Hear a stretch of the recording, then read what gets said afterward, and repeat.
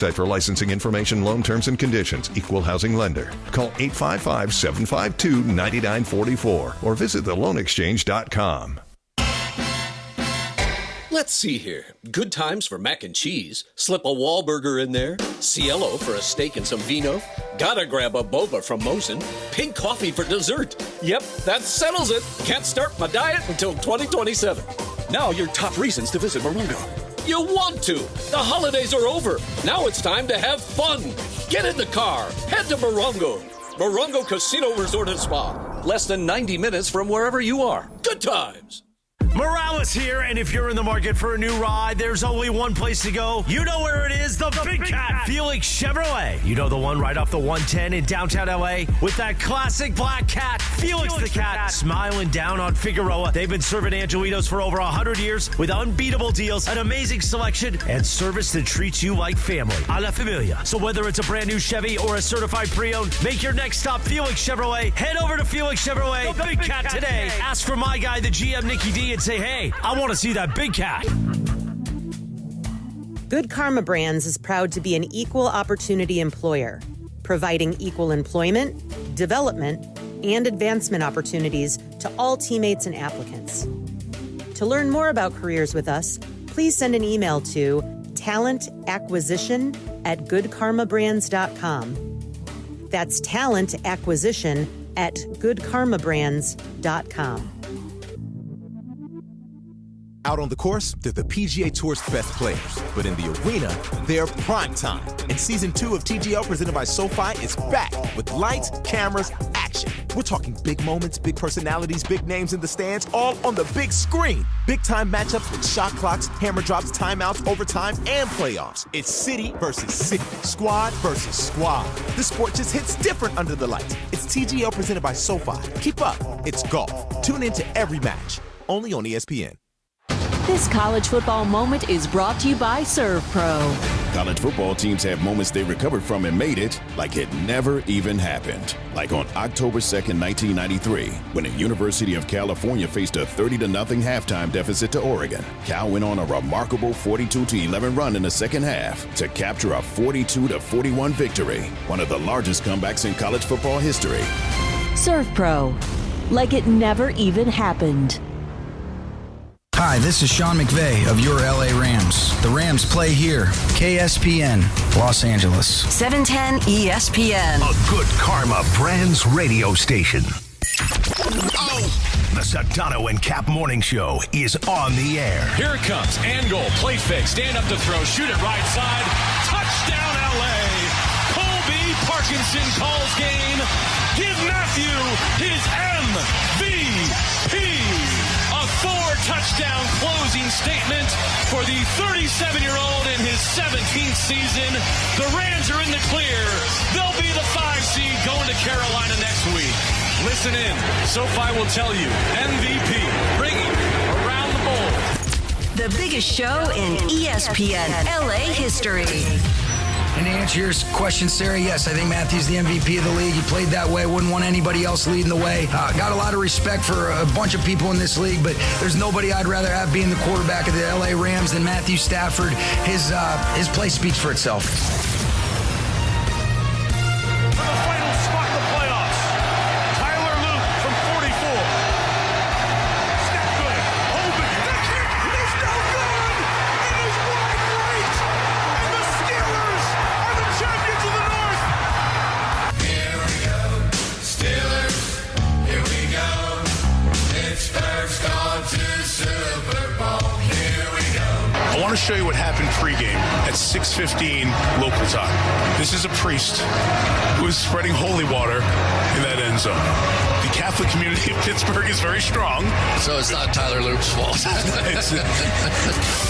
Did you have me on your show to berate me? Is that what you're doing now? Scott Kaplan, eat a fat one, bro. Thank you for letting me share in your aura. How do you say his name? Asminger? Asminger. On 710 ESPN. The all-new ESPN LA app. And on YouTube at ESPN Los Angeles.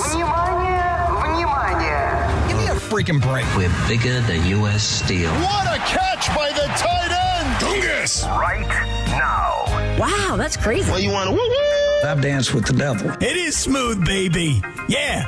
Chris, do you think I talk to my agent about what a mental midget you are every day?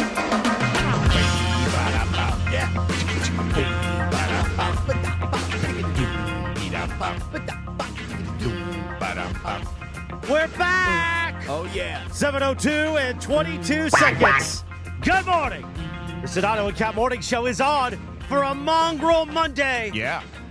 Look how beautiful he still is, Cappy. Sedano coming in off a 2-week flu, tons of bowl games, and he's still so beautiful. He does look made up. You know, he does look like he got his makeup on this morning. No makeup.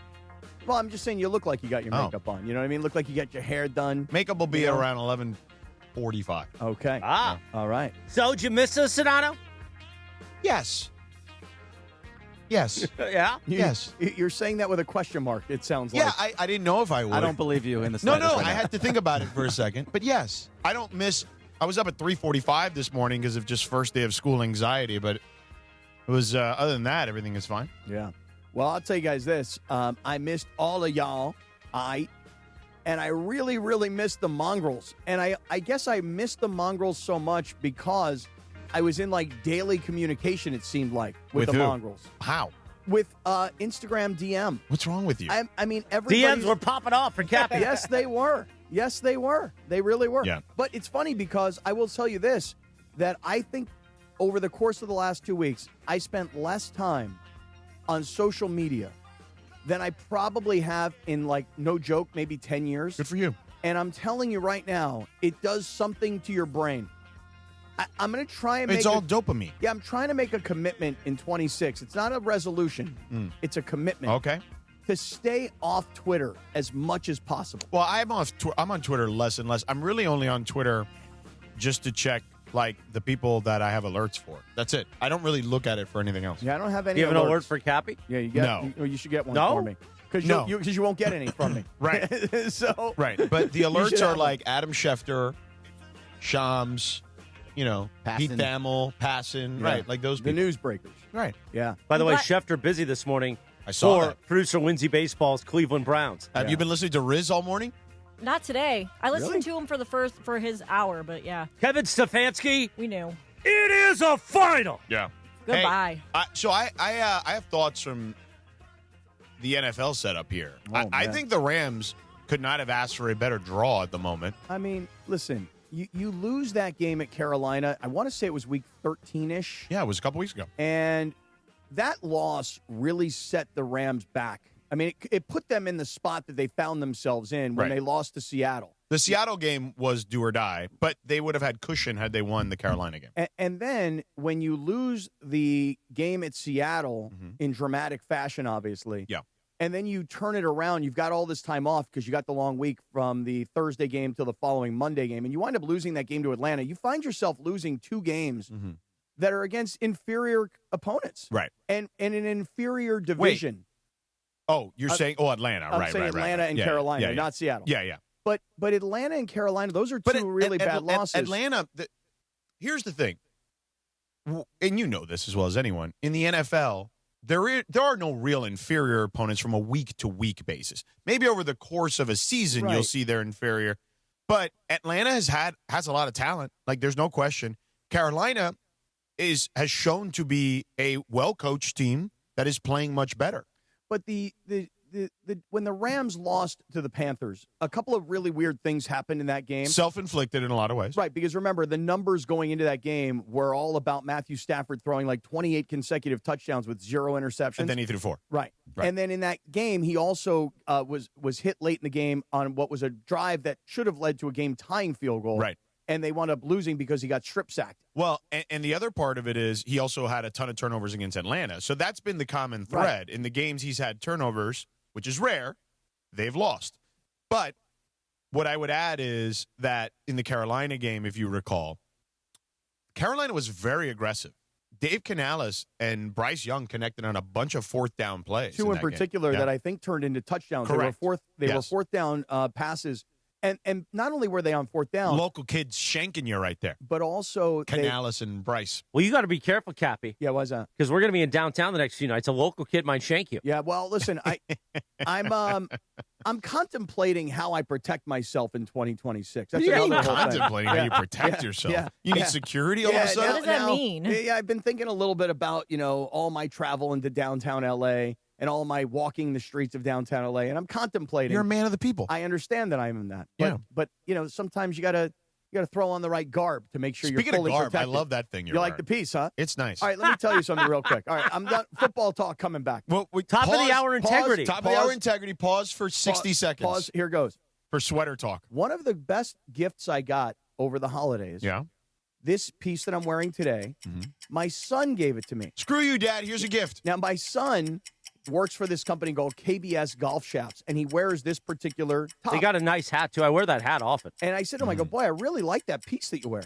So he walks in one day, and he goes, hey, happy Hanukkah, and he throws it at me. Right? He doesn't wrap it. Yeah. He doesn't put it in a gift box What do you of need any wrapping kind. for? Right, I didn't need that. And it wasn't like on the 7th night of Hanukkah, the 8th night. It wasn't Christmas morning. He walked in the house, he goes, here, happy Hanukkah. He throws it at me. You're an adult. You don't need gifts. And I said, well, you got that? Like I assumed that he just got it because, he works for the company. He's like, no, I got it for 50% off. So the fact that he spent the $70 Wow, look at you. really made me Good proud. job, Justin. Way to There go, we go. Justin. Way to go, man. So you're saying it's a 140 item? I'm saying it's a $140 piece. Order me one. It's nice. Yeah, for 70% or 50% No, off. I'll pay full. Oh, you want to pay the full price? I'll support Justin. All right.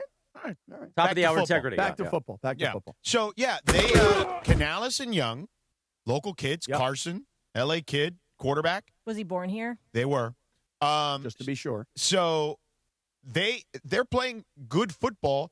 We talked about this when they were going into that game, that they were playing much better football. Now, Yeah. granted, that division is a disaster. But, in a one-game scenario in the regular season, anybody in that division could pop you. Now, in the postseason, I feel like the Rams, as long as they don't turn the ball over, they should win this game fairly comfortably. You go back to that game against Carolina, just a couple things. You are going cross country, which of course they're going to have to do again. Right. You were playing that day in the rain, which weather could be a factor Might for be. sure. Yeah. But you'd rather go play at Carolina Oh, yeah. Then go to Philly. than go to Philadelphia or Chicago, Right. where you're going to have to deal with real weather Right. and two much better opponents. Look, I feel like, and I said it at the time, the best thing that could have happened to the Rams was losing that game to Carolina, and I really felt that way at the time. Going to rain Saturday. But it didn't feel that way, though. I will just say it didn't feel that way when they lost to Atlanta. Like, I thought that the loss to Carolina was the wake-up call for the remainder of the season. We both said that. And it didn't really turn out that way. No. But just as a side note, for anybody that's a football fan, Side note. how bizarre it was yesterday, though, when you think about it. Atlanta is playing New Orleans. Right. And the Whoever day before, won that game. Right. And then Carolina and Tampa Bay played. right, so Carolina and Tampa Bay played on Saturday. Tampa Bay wins the game. Uh-huh. Now Carolina and Tampa Bay have to sit there and watch two bottom feeders that have nothing to do with the playoffs at all play, and depending on who wins and depending on who loses determines who goes in and who stays home. Right. So these two teams that had nothing to do with the playoffs actually had a lot to do with the playoffs. Yeah. And Carolina loses, therefore limping their way and backing their way in to the playoffs. The Rams could not have gotten a better scenario given the circumstances of having lost to Carolina, then losing to Seattle, which was that was a dramatic game. Yeah. So all of these things that it seemed like had gone wrong for the Rams, believe it or not, I actually think the Rams have the clearest path, even though they have to go on the road. Correct. Saturday's weather in Charlotte. Tell me. High of 70, low of 48. Okay. So nice weather. It's fine. 55% chance of rain, a thunder shower in spots in the morning. Okay. Otherwise, cloudy and remaining warm. Hey, listen, all of that. There's your weather on the Hey, 10s. Very nice job. Yeah. All of that is good for the Rams. I mean, going to Carolina where you having a chance to avenge a loss from just a few weeks ago, which was a really big letdown of a loss. Yeah. It's a great thing for the Rams. Right, but then at that point, they reseed in the NFL, right? So they, I'm pretty, right? I'm almost So positive. wait, so they're going to go, they'll play as the 5. Let's assume that the Rams win that game. Then they're going to, well, I was trying to figure it out. they reseed in the NFL. So what do you get? So after that. It depends on who the lowest seed will play against Seattle. Which by the way. Could be the Rams. It could be the Rams. Right. And it probably will be the Rams. So the Rams would have to go back to Seattle, which is fine. I'm okay with that. Because now I agree with you. Now you're on a revenge tour. Right. You knocked out Carolina, who beat you. Right. Then you got to go back to Seattle and beat them Right. after you had that game won. Right. And then Sam Darnold made that dramatic comeback. It was really the punt return that changed the game. Yeah. Changed momentum in that game. So Big game, I got to Sandy? ask a question. Oh, yes. Because I know I'm wearing the Rams chain, and I got really into it. 14-3, we did that whole bit. Right. Mm-hmm. But why Didn't is work out for everybody? you, that No, it 14-3. didn't. Yeah. But here's why. Yeah. Because Carolina was the first team to actually beat the Rams where Matthew Stafford looked lost. Mm-hmm. And you're really feeling great about the Cardinals game last night? Honestly? Oh, no. The first half, they all again look lost. I don't feel anything about Our that. friend That was Raj a preseason Markazi game. has been posting this tweet What tweet? for the last few weeks that with 8 minutes left against that game in Seattle, the Rams haven't looked the same since. And it's true. So I don't feel that confident about going to Carolina. Here's what I would say. The yesterday felt like the NFL was playing an extra preseason game for the most part. But the Rams were not playing an extra preseason game. I mean, they yeah, really they were needed to win. They were No, they not didn't. really. And they were did. five To or get the six. 5 seed, they needed to win. Yeah, but it doesn't matter because I feel like It did matter because then they were going to have to go play the Eagles. Which, by the way, hold on a second. That's another one of these teams and places Who's to not- play where they've got to get over that. Right. At some point, they got to win there, too. If they beat Gotta win Carolina, somewhere. if they beat Carolina and Carolina, which I think they Sedano's will, text was the best on Sunday or whatever night it was when you said you're going to have to beat them eventually. Right. That's my right. thing. So everybody that's like, oh, Carolina's so easy. Oh, it's a revenge tour. It needs to be a revenge tour because you played like garbage the last few weeks. Okay. Yes and no. I wouldn't go that far. What I would say is that Stafford has not played as well. And look, it's just a regression to the mean, man. Like, the guy was playing unworldly. Like, no one had ever done the things he had done. By the way, he still should get the MVP. and he probably will. And he might, right? I mean, it's basically him and Drake May. But what happens is you regress to the mean, right? He's not the guy. No one is going to throw 28 or 30 touchdowns in a row without an interception mostly.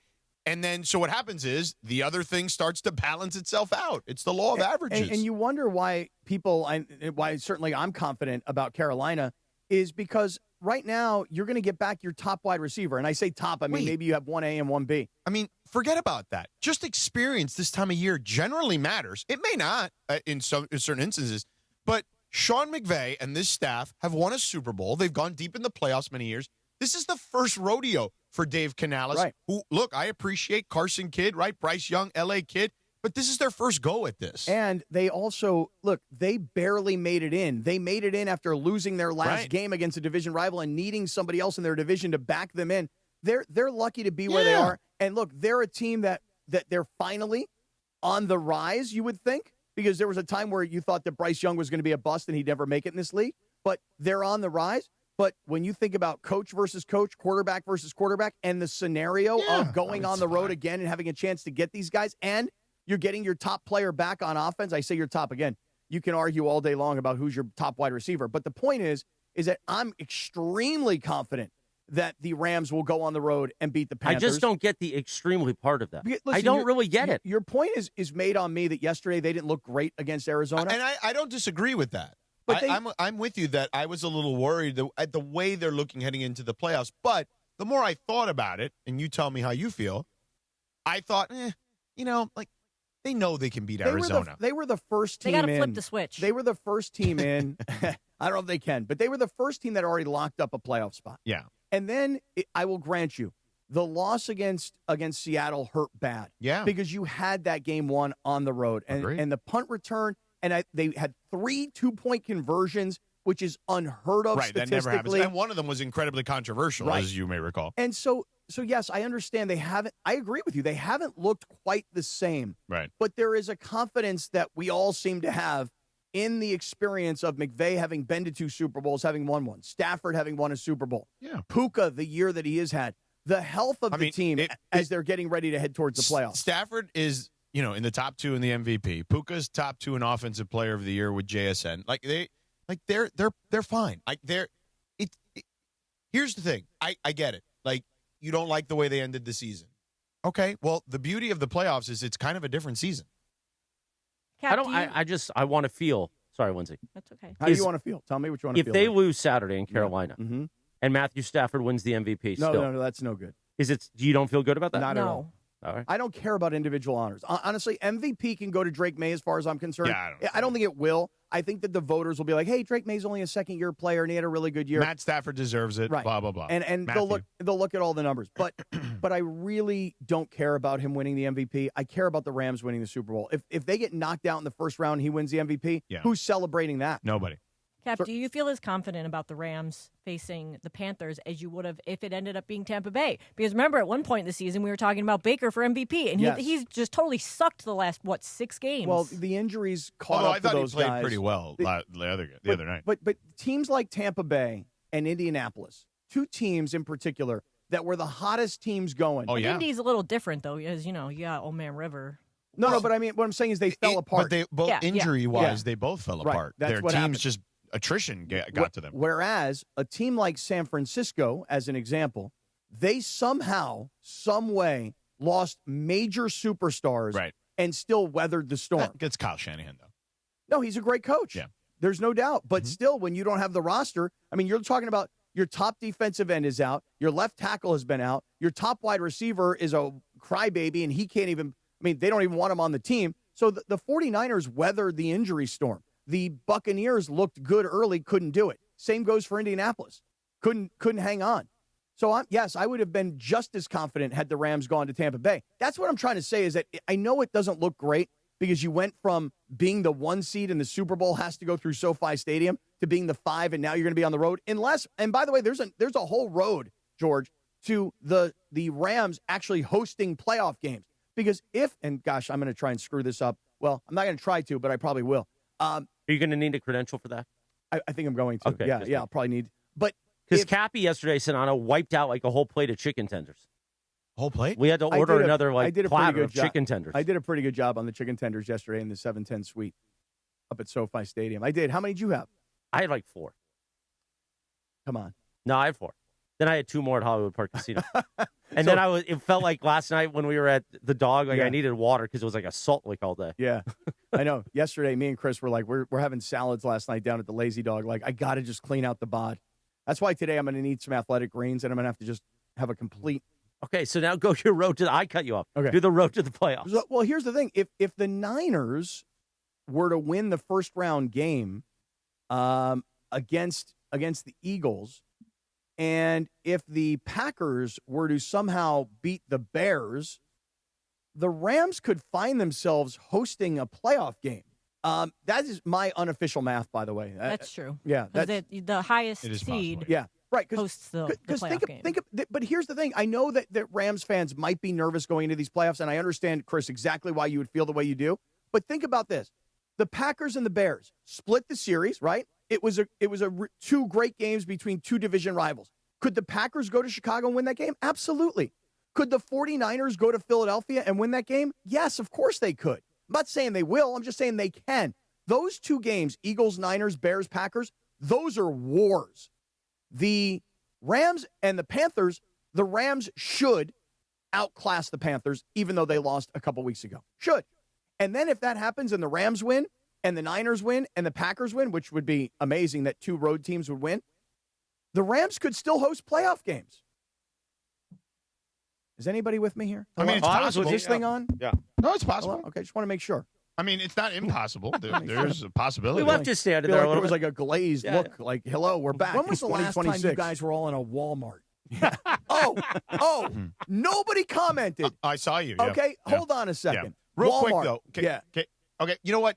Do Walmart, and I will tell you on the other side. Here, I'll do it in 20 seconds. I'll tell you on the other side why Chris's notion of finishing strong could be a little overrated. All right, I'm going to say this. Right before we took the break, I was like, hey, guys, did you guys know that Walmart is like the most amazing store I've ever been in? They got everything. I wanted to buy a fishing pole. I don't even go fishing. 40 years. Right. Yeah. Well, it turns out, little did I know, you guys were all teasing me. Oh, my God, when was the last time you were in a Walmart, Mr. Coastal Elite? Dude, there's By the way, we never said Coastal Elite. Yeah, nobody said that. You threw my phrase. Yeah, it's my phrase. Right. It's my phrase. Coastal Elite. That's my phrase. Can you make T-shirts of that? Yeah. Right. Turns that sounds out, like something Sean Hannity would say, not me. yeah. Turns out there's a Walmart right in my own neighborhood. Wow. And I didn't even know it was there. Look at that. And guess what? It's right across the street from the Target where I go to all the damn time. Wow. There you have it. Pretty damn good Walmart, too. It's like one of those superstores. They got it all. Yeah, it's like a grocery store, too. Seriously. Coastal Elite. I was able to buy a sex toy in a Walmart. Dude, come on. True story. Was it Started off- for you or Welcome to for 2026. The kids are listening, man. Well, yeah, give them 21 some in the morning. Give I them said some toy. quack quack. It's for the kids. Toys. Was it a good Did you toy? save that comment for like 8:30 when they're in school? By the way, you should save it for 9 o'clock when Dr. Ceruti's here. Oh, that's right. Dr. Ceruti's coming. It's for him. Hi, this is Dr. Ceruti. Well, if you had guesses what the first live read of the year would be, Cappy, let's talk about our friends at East Central. Oh, okay. Let's do that. We were there last night. We sure were. Back home at our downtown L.A. home away from home. I'll tell you, man, I just love it. Last night, Chris and I pulled up, and the Christmas tree is still up in the lobby of the East Central Hotel. So we're still kind of getting that holiday vibe. You know, the ice skating rink is still on here, too, at LA Live. But so good to be back last night at the East Central where they take such good care of us. And I don't mean just us as in the two of us. I mean, like, all of their guests get so well taken care of. As a matter of fact, this morning at 6:30 a.m., I was on the second floor at the Nixo Lounge where they have their complimentary coffee bar. And I was making coffee, and I was looking at the breakfast, and I was thinking, do I get an everything bagel with cream cheese this morning? Nah, I'm going to wait it out. But I'm telling you, the Nixo Lounge, whether you're having a cocktail at night or you're having a breakfast in the morning, the brand new gym, which at this point is no longer so brand new, but I'll tell you, they got all the treadmills and the bikes and the dumbbells that you would need while you're staying in a hotel. And then the biggest rooms in all of downtown LA. Do you know who's in your room? Like, I've got the Wayne Gretzky room. I didn't look, actually. You didn't look at I your was so painting. tired last night, I just went to sleep. Yeah. And then this morning, I woke up a little bit late, Mm-hmm. so I had to rush through. I barely got the second towel on there. Oh, really? Yeah. Oh, you got to use that middle towel, Yeah, though. exactly. You got to. All right, so listen, here's the thing. If you come to downtown LA, you're coming for a game, you're coming for a museum, you're coming for a show of any kind, you don't want to drive, you want to stay real close by, and it's right across Figueroa, it's right across from LA Live. That is the East Central Hotel, and that's where we stay, and that's where you guys should stay when you come on down to downtown LA. East Central Hotel in downtown LA, Entertainment's official address. Well, 7:23, good morning. We're back, suckers. And we're happy to be back, Mongrels. The Sedano and Kap Morning Show. We're back in 3 minutes from right now, and we will pay off that Sedano tease. Plus, we will read from the Don't Sweat the Small Stuff calendar. That's going to be an everyday tradition. That's all I had. The Sedano and Kap Morning Show. Back for a new year on ESPN LA. This is the Sedano and Kap Morning Show. What's going on, LA? Bethel Duran here, and Toyota-thon is officially on. Go see my friends at Northridge Toyota or One Juice Toyota for a brand new 2025 Tacoma that's ready to lease for just $87 a month for 36 months plus tax. That's what I'm rolling in. It's a perfect time for a trade-in. Your ride might be worth more than ever. Northridge Toyota, One Juice Toyota, they make it easy. Tacoma SR 2.4-cylinder turbo rear-wheel drive, 6-foot bed extra cab, model 7162G, VIN number 3TY, JDAHN, 1STO 37657, basic excludes tax, title, license, registration fees, dealer options, and charges. $59.95 down, payment $87, expires 12/31/25. Park, party, and play at Hollywood Park Casino, LA's hottest card room. Pre-game with friends on game days inside Century Bar and Grill and enjoy daily lunch specials or catch up over a late-night dinner. Step into Ray's Lounge and enjoy live music, DJs on the weekends, and savory crafted cocktails.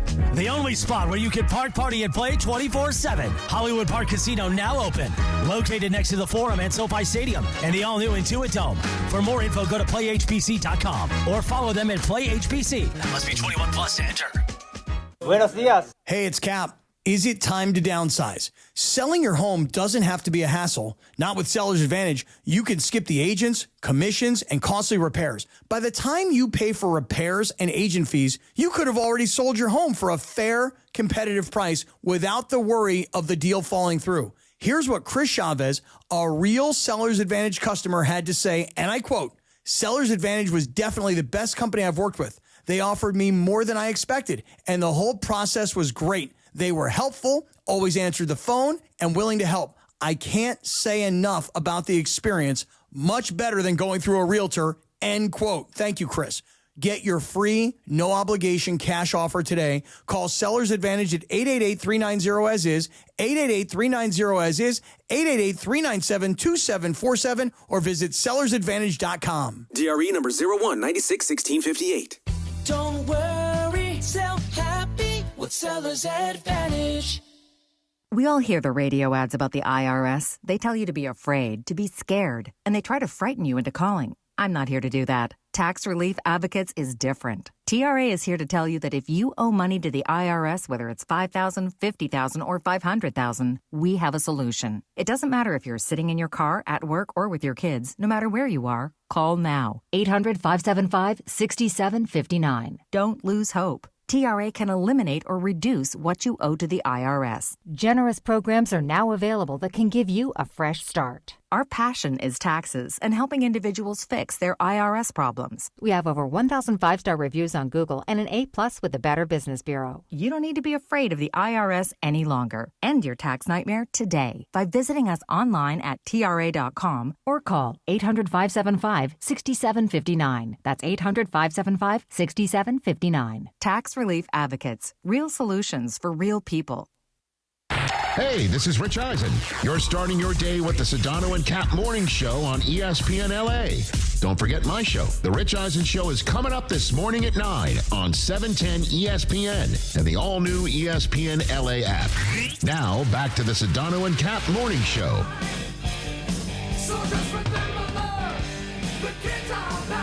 And we are back, sucker. 7:27 in the morning. Good morning on a Monday. Oh, you know, the kids love the quack quack. The 5th of January, 2026, Cappy. When's our next time off? When do we get time off again? Not for a while. Not for a while, bro. Just want to make sure. By the way, before we pay off Sedano's tees, Yeah. I'm going to read every day from the Don't Sweat the Small Stuff calendar. Now, is this like January 5? Like Well, I'm going to start on January 1, and we're going to make up the days we missed. Okay, got it. Because Lindsay got this for the show, and she got me the book Don't Sweat the Small Stuff, because, you know, sometimes I do. And you read it. On Thursday, I did. Thursday, January 1st, this is what the calendar said. Dive in. If you're going to do something important, the best time to start is right now. Not later, tomorrow, next week, not next month or next year. Right now, Cappy. Can I ask one quick question? Yes. So you read New Year's Day, January 1st. Yeah. Would you also give us today, the 5th, so that we're on track as well? I don't want to do it all now. I kind of want to spread it out. Oh, but will you do that for us later today? You'll give us the 5th? That was the bit. Yep. Okay, got it. He literally just explained that, Cap. I guess I missed that. Did you know a lot of people just chilled over the holiday? I didn't know that. Who? Like who? Like who? This guy's going to bust my freaking couillons this morning. You know why? Because I missed you for 3 weeks. I missed you, too. I did. I miss you. I miss you, Lindsay. Briones, I miss you. Bergie, I miss you as well.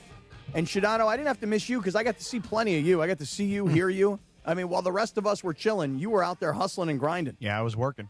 And I got sick.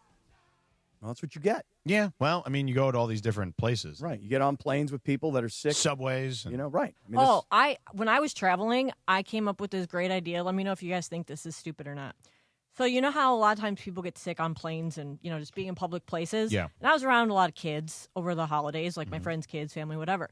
So I figured a lot of times people breathe in the germs, right? Like the sick germs. Yeah. So I decided it would be smart to take a cotton swab and not put it in my ear like doctors tell you not to do, but dip it in some alcohol and, like, stick it in my nose. Why? Where did you hear this? Well, or you could just also just wear a mask like we wore. Yeah, during but COVID. I figured, saline flush, too. Yeah, but where did you hear that you take... I didn't. I just thought of it.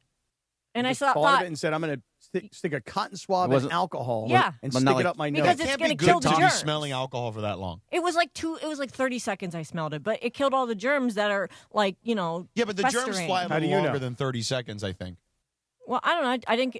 Never mind. I'm not going to say it out loud because I don't, you know, I don't want to jinx myself. No, What? I was going to say, like, I. You didn't get sick. Not yet. Wait, so the rubbing alcohol on the end of a Q-tip up your beak is what kept you I think clean. so. All right, cool. I think so. I mean, if it works for you, it works for you. This is why the Navage, which nasal flush, the one where it pushes water and sucks it out, is important because it gets all the stuff out there that you inhale that could get you sick. Right. Now, Lindsay's theory is a little odd, but it does work because the alcohol will dry out.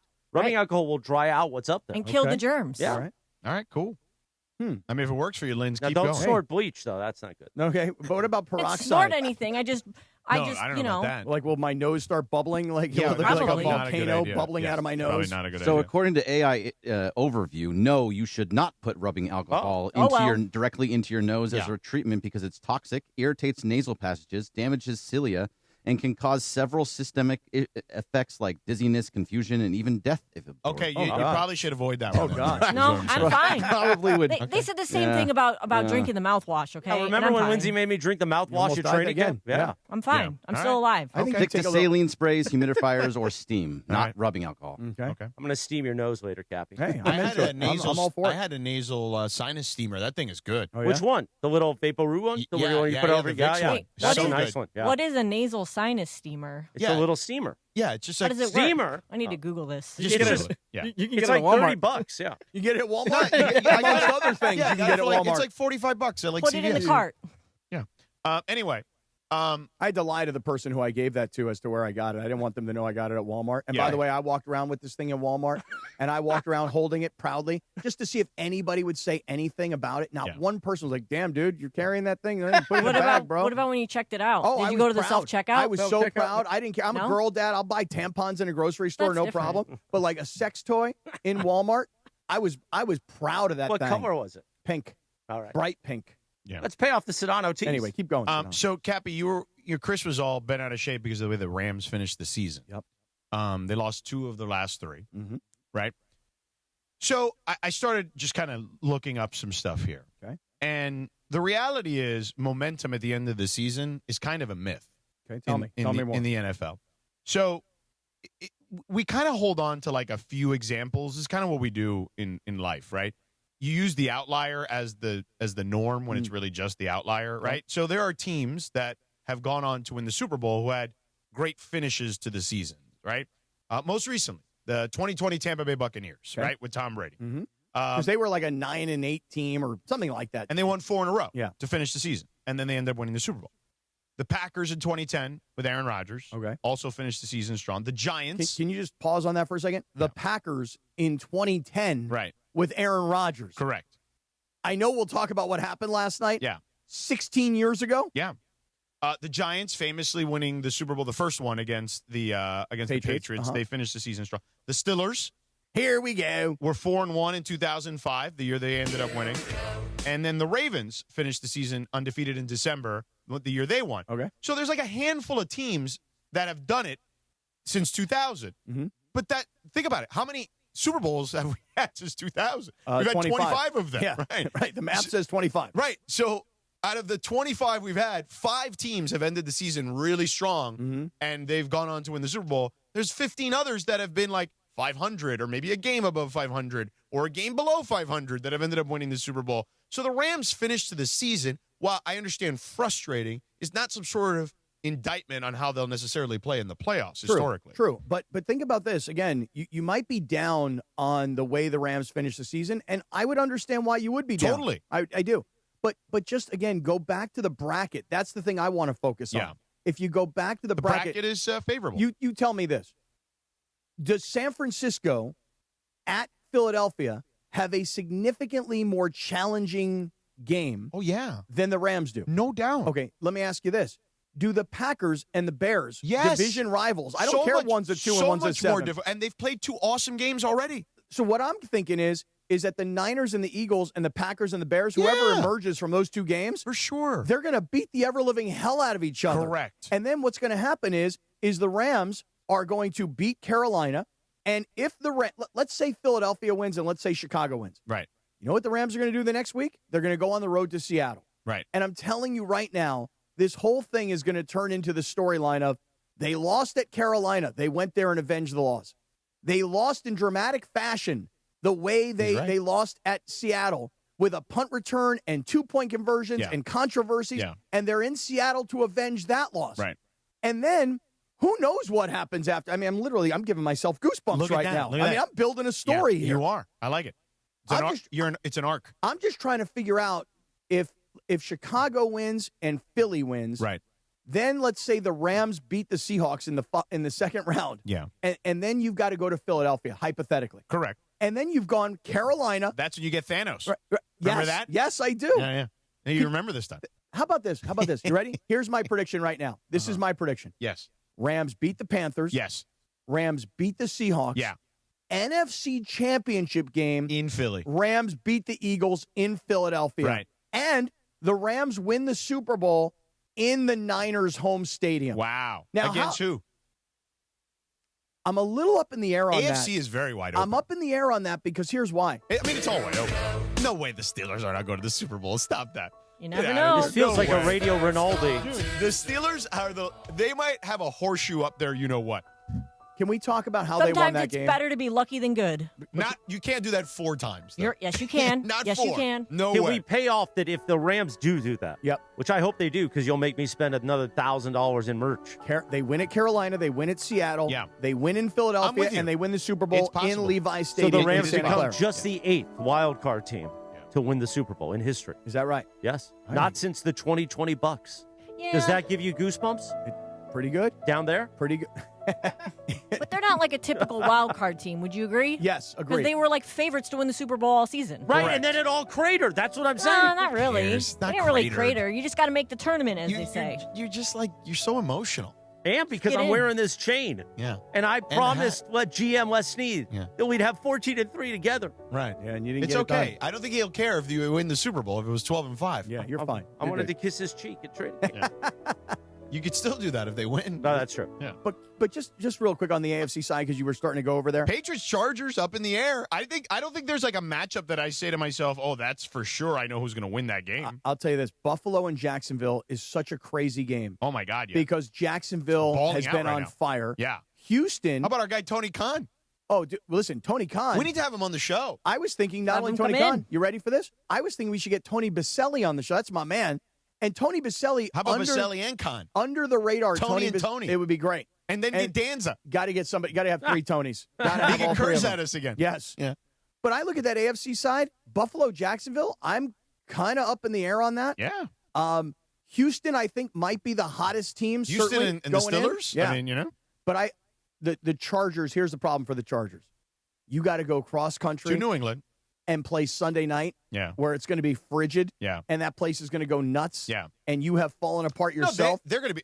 I would imagine. I haven't looked at the lines. They've got to be the underdog. Oh, by the Chargers by I'm a sure. decent amount. Oh, I'm New it's gotta England be by at least 3.5. Oh, really? 3.5. Okay, I said 4. Even that to me is Yeah. kind of a little Well, bit surprising. wait, you said that they've That- fallen that's apart. respect to Harbaugh and those guys. Yeah. You said they've fallen apart. Yeah. Like, didn't they just kind of like bench people yesterday? No, I don't No, mean they played a preseason. Yeah, I game don't. yesterday. Yesterday wasn't about like Oh, okay.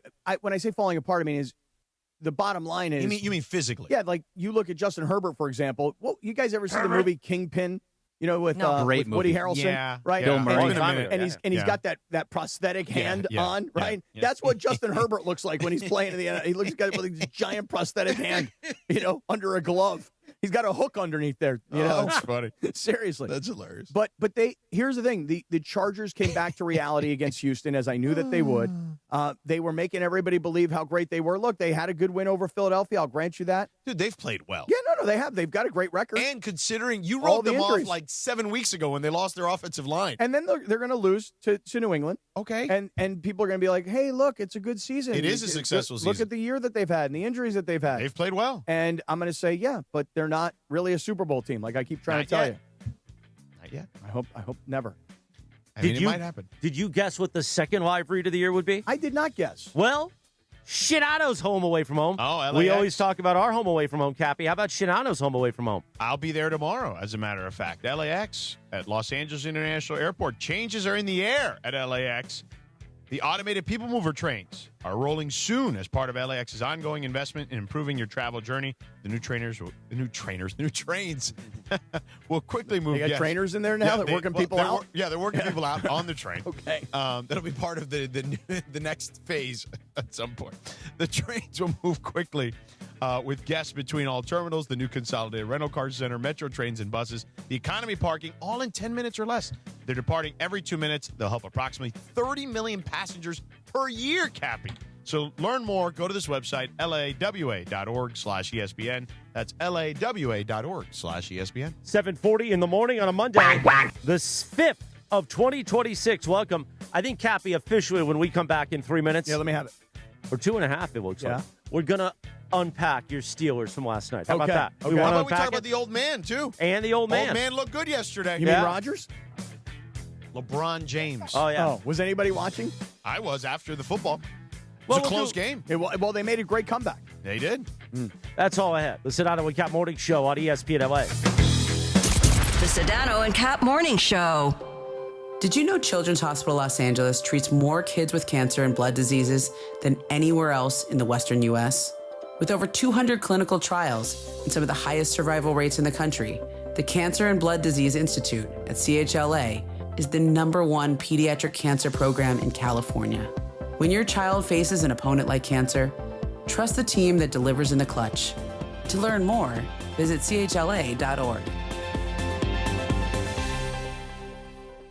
ESPN LA fans, elevate your next game night with Gießen Wines from New Zealand. Their Gießen 0% range brings you premium Sauvignon Blanc, Rosé, Pinot Grigio, even Sparkling Brut with 0% alcohol and all the flavor. Crisp, refreshing, award-winning, crafted with the same care as their classic full-strength wines, just without the alcohol. Post-game dinner, weeknight unwind, or hosting the crew, whenever you're pouring, you're never out of the moment. Gießen 0% wines, all in, never out. The roster. You just heard me there talking about Gießen Wines. Guess what? Live Imaging Tuesdays are back starting tomorrow, presented by Gießen Wines. ESPN LA fans, elevate your game night with Gießen 0% wines from New Zealand, Sauvignon Blanc, Rosé, Pinot Grigio, even the Sparkling Brut, which I had on New Year's Eve to toast in the new year, and it was delicious. Zero alcohol, all the flavor. Whenever you're pouring, you're never out of the moment. Gießen 0% wines, all in, never out. Live Imaging Tuesdays tomorrow on ESPN LA. We're back in 1 minute and 15 seconds. Prizes, flyaways, even cash money. You want it? We've got it. Find a list of all contests and official rules by visiting ESPNLAcontests.com. That's ESPNLAcontests.com. Out on the course, they're the PGA Tour's best players. But in the arena, they're prime time. And Season 2 of TGL presented by SoFi is back with lights, cameras, action. We're talking big moments, big personalities, big names in the stands, all on the big screen. Big-time matchups with shot clocks, hammer drops, timeouts, overtime, and playoffs. It's city versus city, squad versus squad. The sport just hits different under the lights. It's TGL presented by SoFi. Keep up. It's golf. Tune into every match. Only on ESPN. Rich Eisen here. LinkedIn Jobs is stepping things up with their new AI assistant so you can feel confident you're finding top talent. Get this. Employees hired through LinkedIn are 30% more likely to stick around for at least a year compared to those hired through the leading competitor. Hire right the first time. Post your job for free at linkedin.com/Eisen, then promote it to use LinkedIn Jobs' new AI assistant, making it easier and faster to find top candidates. That's linkedin.com/Eisen to post your job for free. Terms and conditions apply. The Sedano and Kap Morning Show is on. That encapsulizes Rivers' entire career. Encapsulate, yeah. Wait, encapsulizes is not a real thing? George Sedano, Scott Kaplan. You can't encapsulize a thing? No, you only encapsulate it? Okay. More Sedano and Kap right now. 7:44. Good morning. Kyle Schwarber. Oh, that's not what we want to play. Hey, if you had us making 44 minutes today without our first mistake, that's pretty good. Not bad. On this day in 2008, the #1 hit, Flow Rider, featuring T-Pain. Low, Cappy. Yeah. He hit the floor. Low. Today is also Whipped Cream Day. Oh, really? Did you have whipped cream over the break? Yeah, actually. Delicious whipped cream. And it's, I mean, by dessert standards, fairly healthy. Yeah. You gotta Steve put it on Mason, by the way, pumpkin pie. he always took, yeah. I put it on some cheesecake. I don't like pumpkin pie. I put it on fruit. Yeah. Fruit. Oh, really? Put it on fruit. Yeah, all right. So Steve Mason, who's out sick today, oddly enough. Come on, he's out sick? Yeah, It's he is. already First done? day He's here? out? He's already out sick. I mean, I literally could barely talk a few days ago, and I'm here. Yeah, well. But he always talks about how he has a fridge full of Ready Whip cans. Yeah, so he you can just sprays suck it all over. Yeah? Yeah. Oh. No, he sprays it in his mouth. Oh, yeah. I said suck because to me, you take that little white thing at the end, you know what I mean? That little tip, and then you just push on it, and then all the white stuff comes flying out. You know? Let's pay off the tease. What was the tease? The old man. Oh, the old man. Tom Brady? Lakers. Aaron Rodgers? I'll give Phillip the Lakers Rivers? this. I still think the Lakers are not a championship contender. Mm-hmm. However, they are coalescing in a way in certain instances that I feel good about. So, because everyone thinks I've just been very negative about them. Mm-hmm. They are 12-0 now in clutch games, okay, when the game is within 5 points, 5 minutes or less. And the reason I think that's the case is those games That means because it's so close, your offense, which is excellent, their offense is excellent, can overwhelm teams late in games because you're already close. Their problem is when teams really jump them and they defensively just give up because they're not a good defensive team, and then they end up getting, ham-slammed, as you like to say. Mm-hmm. So the good teams can do that to you. They can overwhelm them because they're also very good offensively, and the Lakers are not good defensively. But when they play teams that are average, maybe slightly above average offensively, and they're playing them close, and they're having a good defensive effort because those teams are not extraordinary on offense, and they're playing with a level of passion and effort, they can win those games. The problem comes playoff time is that it's still not going to be enough, but at least in the regular season, until you can make some additions, perhaps, in February, which is a month away now, the trade deadline is literally a month away. So I think that I like the bones of what they've got offensively. If they can find some guys that can play some defense, then I think they can take another step and can be really dangerous. So for me, I just look at the Lakers now, and I say, thank goodness that they banked wins early in the season. Before we hit this break, oh my God, December was brutal. You guys were talking about how they were 5-9 in December. Right. There was, and even when Wendy's been on recently, it's always been, hey, they're not as good as what their record says they are.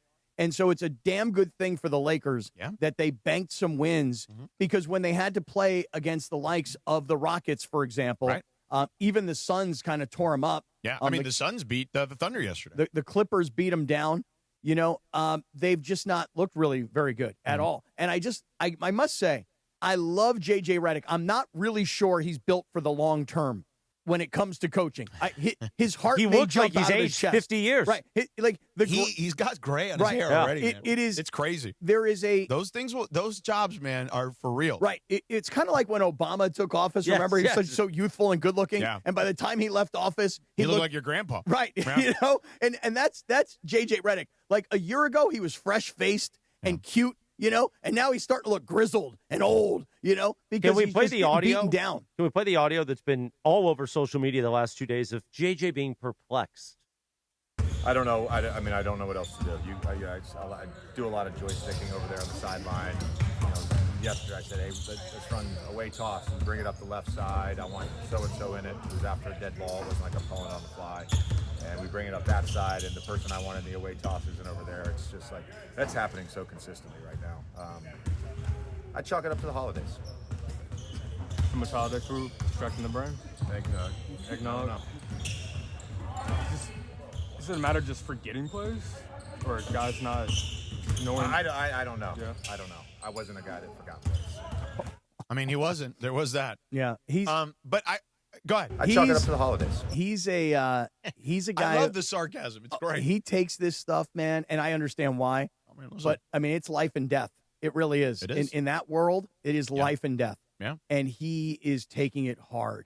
And he's a guy who. He's a detail guy. But I also know that, like, when he was a broadcaster, he would take his shots at other coaches, especially for, like, airing out players. Right. Right. And now it seems like he's kind of in the same mode where he's like, he doesn't name names, but he definitely tells you, like, these guys aren't doing this, or these guys aren't doing that, or they're not paying attention, or it's a holiday, whatever. And I just wish somebody in the media would sit there at that scrum and say to him, who?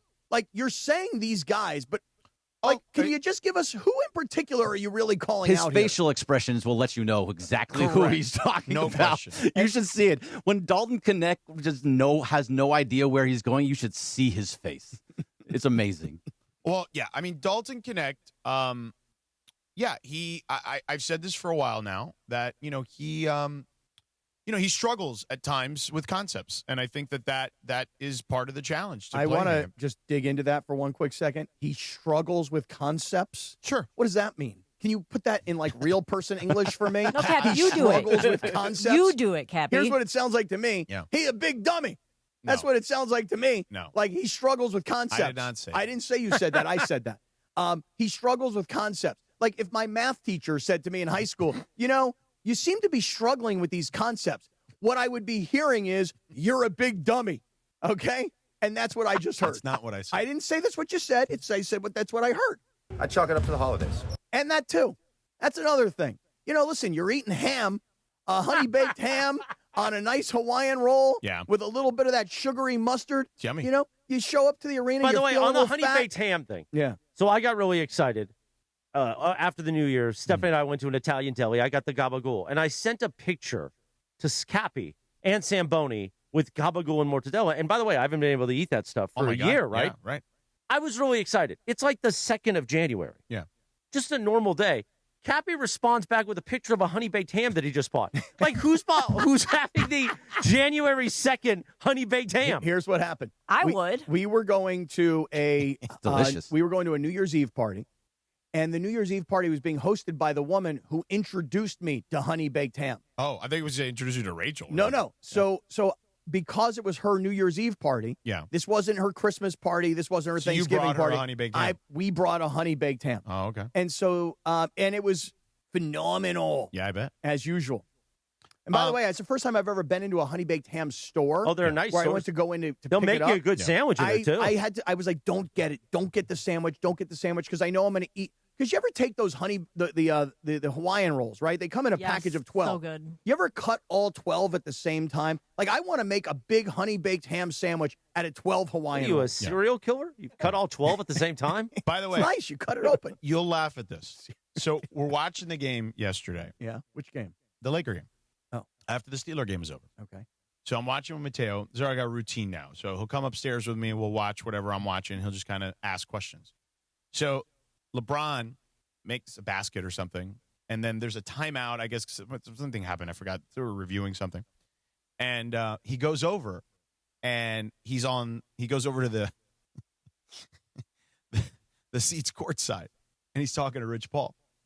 And I was going to make the joke in my head to you guys. Oh, they were probably talking about the podcast. Of course. Yeah, they're exactly. discussing the Right. script. Yeah. LeBron's telling Rich what to tell Max. Mateo says to me, "Is that his agent?" And I start howling with laughter. I go, "How did you know that?" He goes, "I don't know. I just guessed." I'm like, "Okay, yeah, it is his agent." But the old man looked good. The old man brought them back. Him and Luka did a fantastic job. Jake LaRavia brought them back. But LeBron, every time when he has one of these games that he can go to the free throw line that many times, you are going to win those games more times than not. I don't care who the opponent is. 8 for 14 from the field and 8 for 10 from the free throw line. Yeah. And a total of 26 points for LeBron. Listen, I give him all the credit in the world for the fact that he can still do it. But, I keep giving LeBron all this credit, but I think I should take some credit. And here's why. Why? You going to take credit? No, not me. Oh. I'm going to take from him. Oh. Because he's no longer the old man anymore in sports.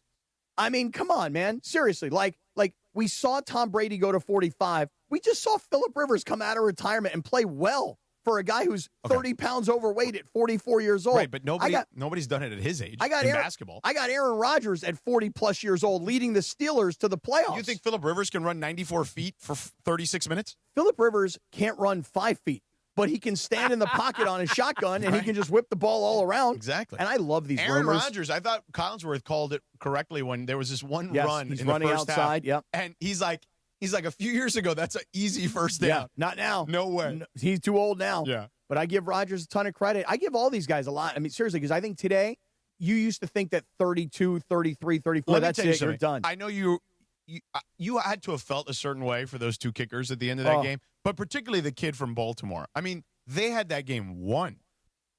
Here's the thing. I don't know if anybody's thought about this at all. Heinz Field being a disaster? Nope. Oh. Think about the Ravens for 1 second. Yeah. For the last 15 years at least, they've had Justin Tucker. They had the best kicker in the NFL. Right. Turns out he's a terrible person. Turns out that whatever he did, you can do that if you're a quarterback and still get a $250 million contract. Allegedly. But if you're a kicker, it's like, dude, we can't put up with this nonsense. You're just the kicker. Yeah, but I'm the best kicker of all time. Doesn't matter. You're getting older. You're not as good as you used to be. Get out. So they get rid of Justin Tucker.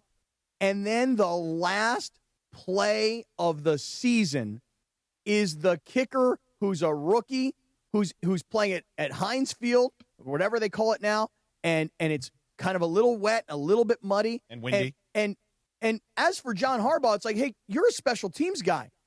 I said to Morales last night, just as they're lining up I'm this kick. surprised they didn't at least try to get one more playoff. Well, that's what 12 seconds left. I said, we said that to each other of like, why not get a little bit closer? A 44-yard field goal in today's NFL is considered a chip shot. Right, but Boswell just missed an extra point. Right. It's not about the distance per se. It's about the conditions and the wind and everything else. And the fact that they let this kid, a rookie, the whole season comes down to the one decision. Yeah. The decision was we don't support Justin Tucker as great as he's been. We can't put up with this nonsense. They got rid of him. But understandably, right? Yeah, I don't even remember all the details. I mean, it wasn't good, is what I'll tell you. I mean, let's listen, not paint him out to be like some martyr here. All I'm saying is that another quarterback gets a $250 million contract. By the way, he shouldn't have gotten that either. Right, but here's my point. You decided as an organization, we can't stand with this guy. Yeah. As great as he's been, we cannot have him on our team. So let's draft a kicker. Right. And it comes down to one decision. The one decision was Justin Tucker, we don't want him anymore. Bring in this kid. And that's what happened. That decision changed their organization. I think the decision to not get closer changed their organization. Well, he still might have missed it. It was so far right. It was unbelievable. Right. I don't want to go down the Justin Tucker rabbit hole on January 5th. I don't even remember what he got in trouble for other than something having to do with... The point is you shouldn't be going down this rabbit hole. But don't you understand my point? But don't you see my point, though? Is that it wasn't good, is the point. They made a decision. Yeah. They didn't want him on their team anymore. Agreed. And he kind of wasn't good either at the end, either to your point earlier. I will grant you that. Yes. But that decision changed their organization. Well, you could also argue the quarterback situation changed the organization because I don't think that Mason Rudolph was like making that last drive there, You're saying for the Steelers? Yeah. Mm-hmm. Well, the Steelers aren't in that game to win the AFC North if Mason Rudolph's the quarterback. Exactly. Yeah. So it's like one decision could change everything very easily. And Aaron Rodgers made some throws. Lamar's health, really. If Lamar is healthy this season, this isn't even a game. Like this game doesn't matter. And again, Mike Tomlin's career is saved in Pittsburgh. But I wonder. It's a lot of sliding doors. I do wonder if he does decide maybe it's time, or if they. Listen, it's hard to fire a guy when you make the postseason, but there's been so much talk about Zero Tomlin. chance that they fire him after they just made the playoffs. There's no way. But no. But is there any chance where he says, you know what, I'm good now? No. Why would he? I don't know, man. I think that for Mike Tomlin, at some point, this is why Bill Cowher ultimately left the Steelers, because he goes, my message has gotten stale. That was Bill Cowher's I think for line. the Ravens, they should be thinking about that with John Harbaugh. Oh, no doubt. I think both of those organizations last night, with their coaches being the longest tenured coaches in the league, should both be thinking about that. As the coaching carousel will start right now, and I know it started early this morning, yesterday afternoon. First, Raheem Morris, and today Kevin Stefanski. Already and we're still waiting for Werther's original to get it. He's going to get it. Yeah, that's what everyone says. He's going to get it. Yeah, everybody seems to be saying Pete will not make it past 1 year. And for some reason, I'd like to talk about this, Sedano, because Cappy and I got in depth last night at the dinner table. Mm-hmm. Why is Tom Brady being allowed to just play general manager?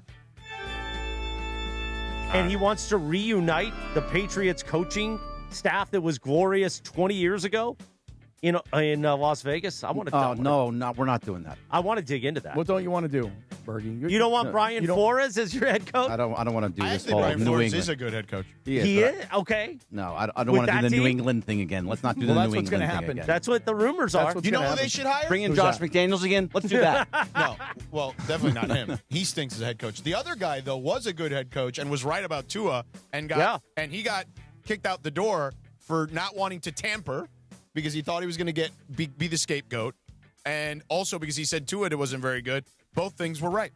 Both things could be true at once. But can I get a congratulations, by the way? On what? After a long season. How about on the other side? Okay. We'll do all of it on the Raiders. All right, let's hear side. your congratulations on the other side. That's all I had. Straight up at 8 o'clock at 710 ESPN, KSPN Los Angeles, a Good Karma Brands radio station.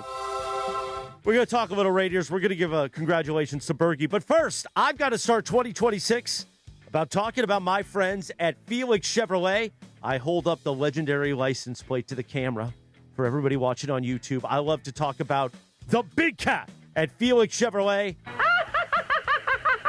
And over the holiday break, our P1 listener, the great Jason Esparza from Whittier, you know what he did?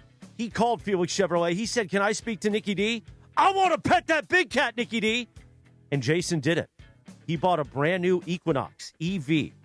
And Nikki D made sure that Felix Chevrolet delivered it right to his doorstep so that Jason could come out and start up that Equinox EV. It's absolutely gorgeous. I saw the pictures when he posted on Instagram and tagged me.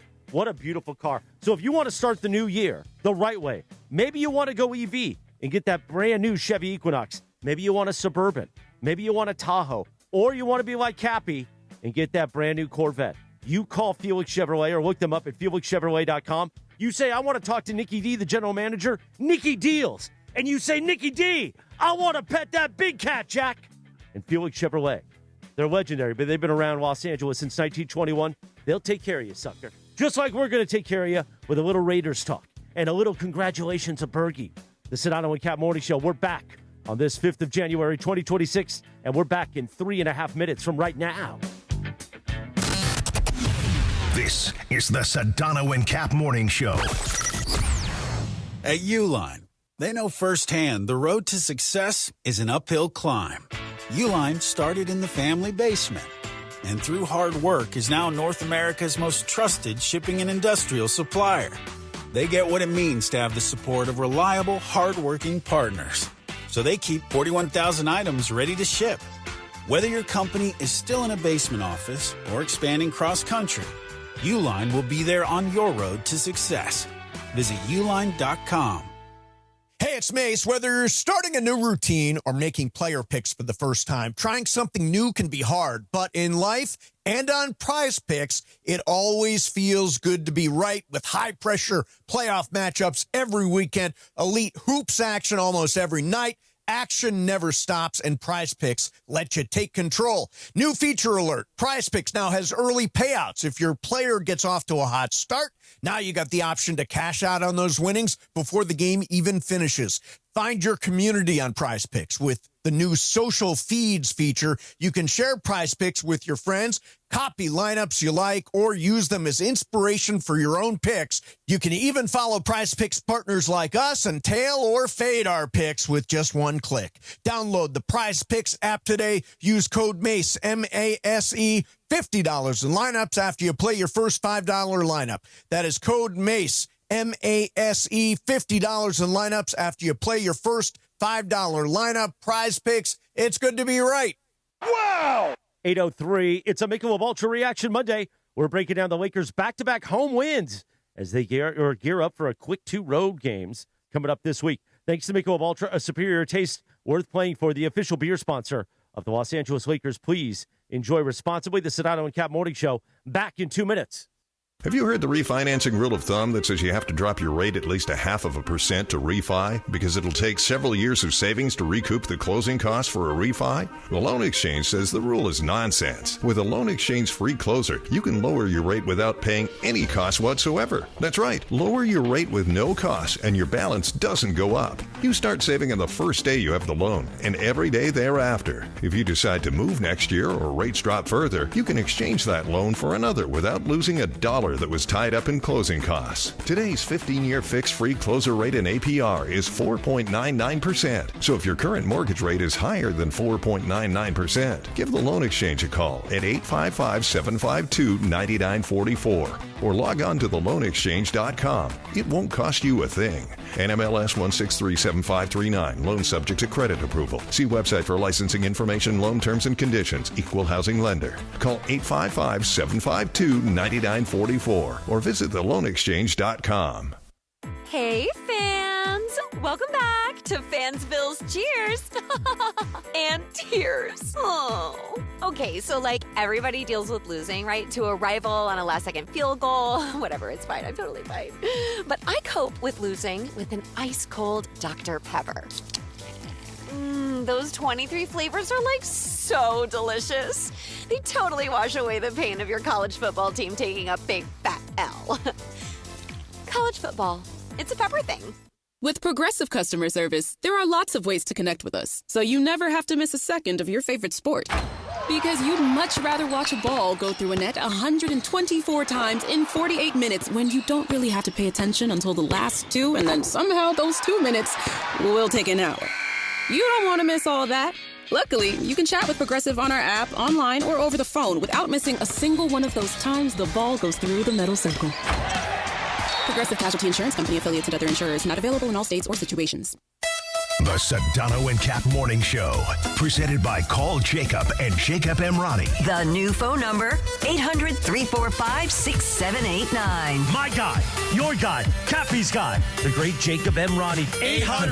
800-345-6789. With a new phone number, 800-345-6789.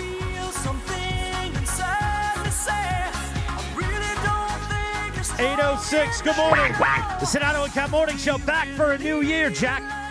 And on this 5th of January, Cappy. And on this day in 1999, tell me, the number one hit, the number one dance track, Cher, Believe. Remember this? You couldn't escape this song in 1999. It was everywhere. It was everywhere. I love Cher. How old is Cher now? Gotta be like 80. Yeah. In a weird way, she's still very hot. Oh, really? Yeah. All right. Don't you think? Oh, my God. 79 years old. She has a boyfriend that's like 28. Right. That's what I'm kind of saying, you know? You're like saying Georgia, right? By the way, I love that John Parker Bell did with our end of the year montage, and it's great that the first day of the new year, we gave him something that could be in the 2026 montage.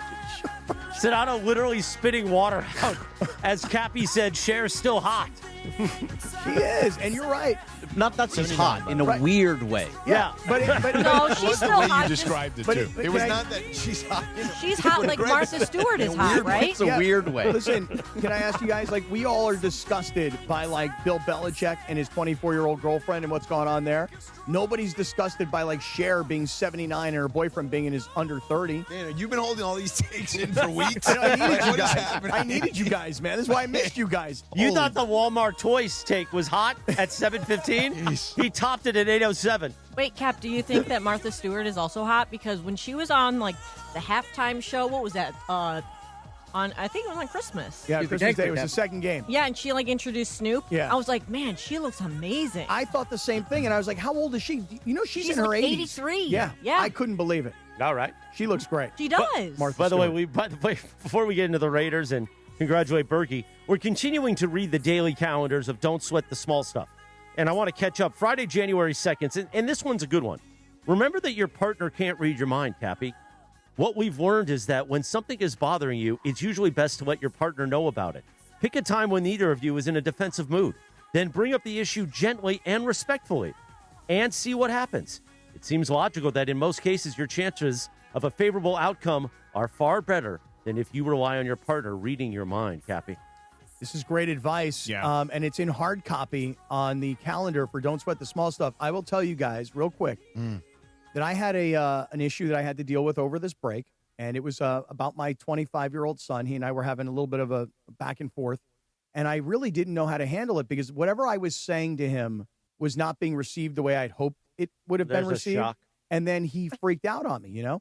And I had to go use my new best friend for advice.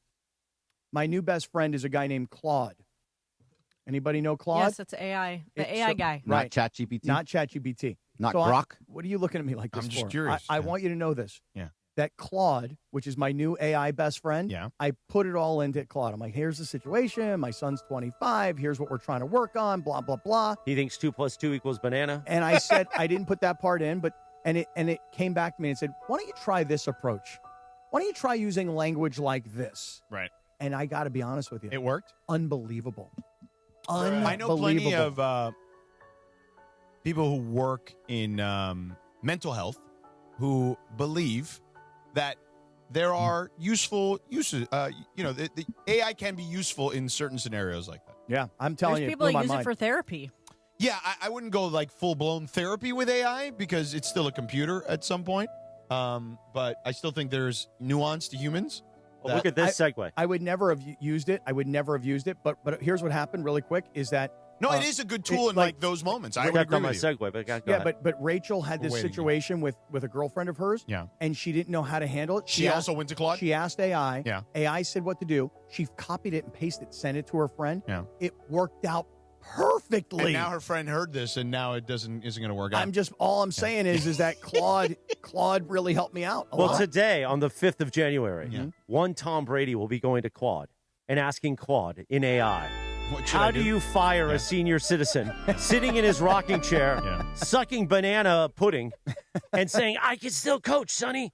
By the way, I used AI to make that vampire photo of him that I sent you guys. Really? No joke.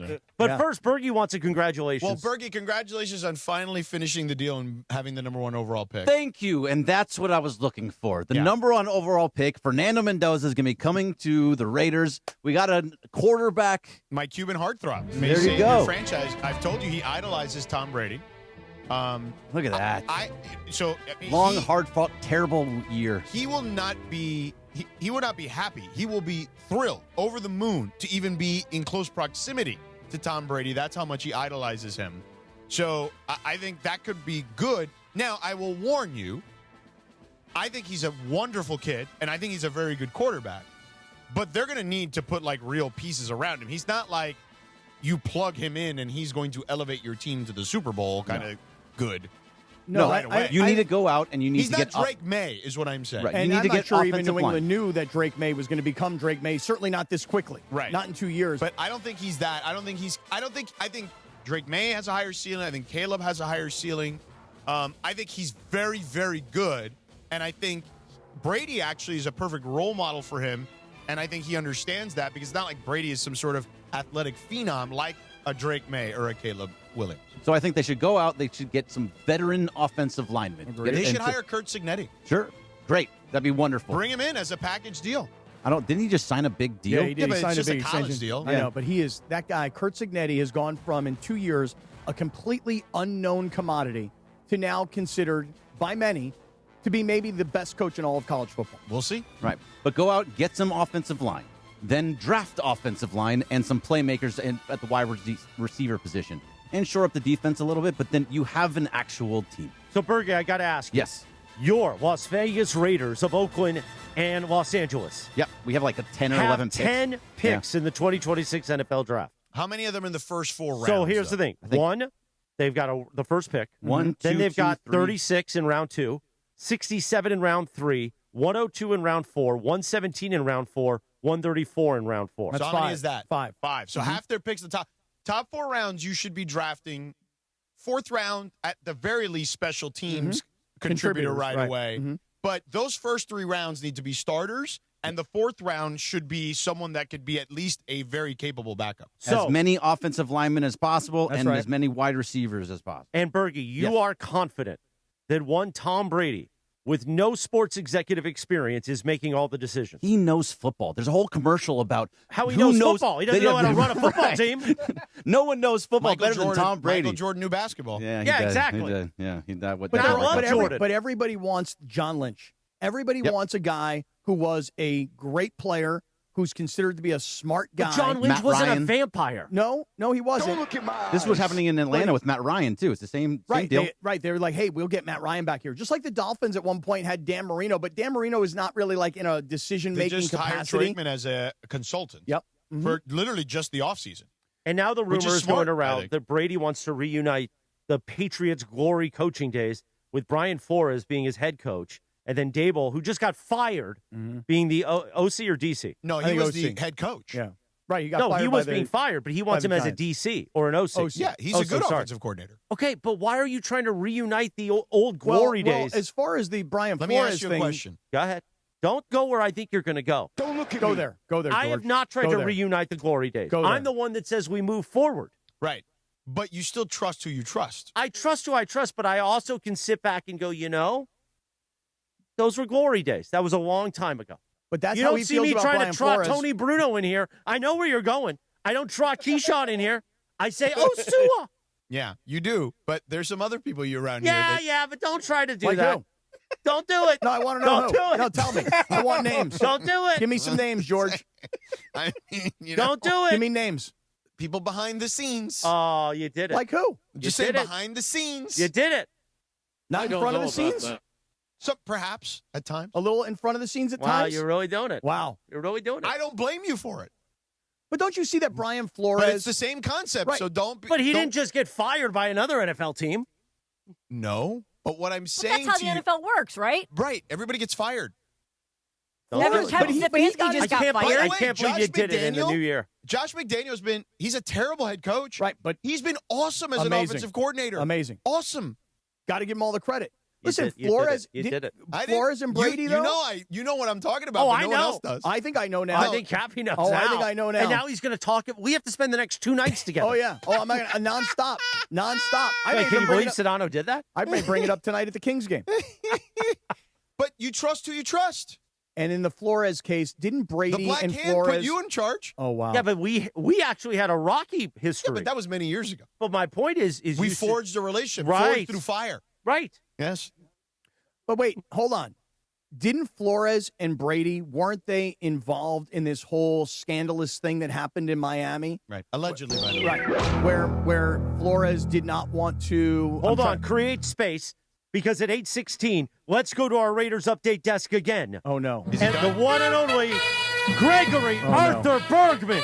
In a statement from the Raiders and Mark Davis, the Las Vegas Raiders have relieved Pete Carroll of his duties as head coach. We appreciate It is a final. No good. We appreciate and wish him and his family all the best. And now Cappy is no longer a Raider fan. Give me all your stuff so I can wear it. Oh, he's gone. He's out of here. He's going to get it in the office. They're saying moving forward, And his general guy- manager. I mean, I tried to tell you this in August. This wasn't going to work.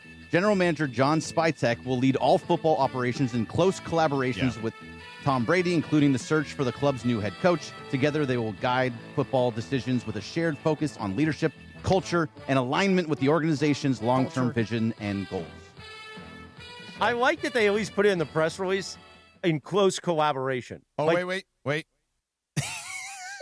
You know, we keep these. The Post-it these note, yes. sticky notes that Briones. We created this this bit that we're going to say stuff, and then if it's on the record, Briones will put a sticky note to it. So when things are on the record and there's a sticky note to it, are you throwing away all your Raider gear? I thought I threw that away weeks ago. What is that? Can I have it? What is it? Oh, it was a Raiders So- chain. Hey, that was a gift. Cappy, you know that. Graham, You know, get on the mic. we say things on the record, Raider right? fan. And we put it on the record, and the record is really just Briones writing it on a sticky note and keeping it. Right. So you said, What'd I say? December 1st, 2025 is like a little more than a month ago. 9:31 a.m. Cappy said, the day Pete Carroll resigns, I resign. That's right. I just did. As a Raiders fan, Right. comma. Yeah. As a Raiders fan. Yeah, right. I hate I people was like hoping you. it wasn't this. No, I we mean, don't need that. there is also he didn't resign, so there's that. He was Well- fired. Well, even more to the point, I have just thrown away, and you've seen it play out on YouTube. I took my Raiders necklaces, my chains, I slammed them on the ground. I mean, I threw them away for you. Yeah, and then I just gave my Jason in Nevada. You remember Jason Yeah, got yeah. for his birthday Yeah. or for Christmas last year. Mhm. He got this beautiful chain from his wife, and then he regifted it to me because I was a Raider fan, and now I'm no longer a Raider fan. Pete Carroll's gone. I'm gone. Thanks, Jason in Nevada. It's mine now. That is a nice necklace. That's It is nice a nice ice. necklace. I can't get it on me. I right mean, now, but- this was pretty. I mean, you could see this coming a mile away at the beginning. I mean, you did not because I did not. You did not clearly, and that's fine. I believed in Pete. But I think most sane people, Yeah, which I was not. you were emotional, Mm-hmm. but most sane, grounded people thought this was a disaster waiting to happen. I did not. I openly admit that I did not. And my biggest mistake was I believed in Pete. Yeah, And I believed that Pete needed a Band-Aid veteran quarterback. yeah, He got one, and here's what happened. yeah. That's not on Gino. Gino's not very good, number one, so they Right. should never have given him the contract extension. Right. Secondly, they had no offensive line. So None. you have a Band-Aid old guy quarterback. You have a rookie running back that has nobody to run behind. And Yeah. just tell me this, especially once they got rid of Jacoby, Myers.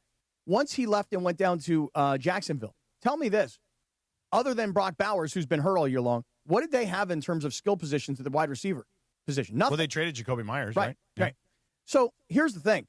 I believed in Pete, and just disaster. And I'll look at the Raiders the same way I look at the Browns. Yeah. A coach can be a good coach, but if your owner meddles too much, and that happens in Cleveland all the time, Yeah. and it happens with the Raiders even before Mark Davis, and it was all Al Davis. Right. And the fact that, listen, I bet you Pete today is embarrassed, but I'll bet you he's also not that pissed off about the He's probably situation. relieved. Right. Yeah. Exactly. Aren't they paying like 4 coaches now?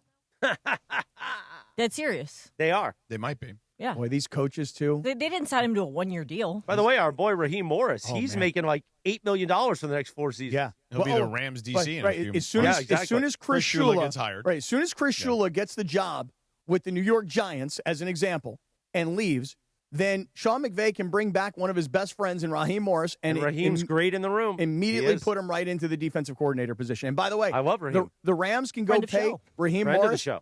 They could pay Raheem Morris $1 million, $2 million, and be like, Raheem, what does it matter? You're getting another $6 million from Atlanta. You're He still could be back- whole. Raheem could be back in the fall talking on this show every week. That'd be great. Yeah. Wow. Wow. So, all right. So, just to be clear, here we are today. We've got Raheem is fired.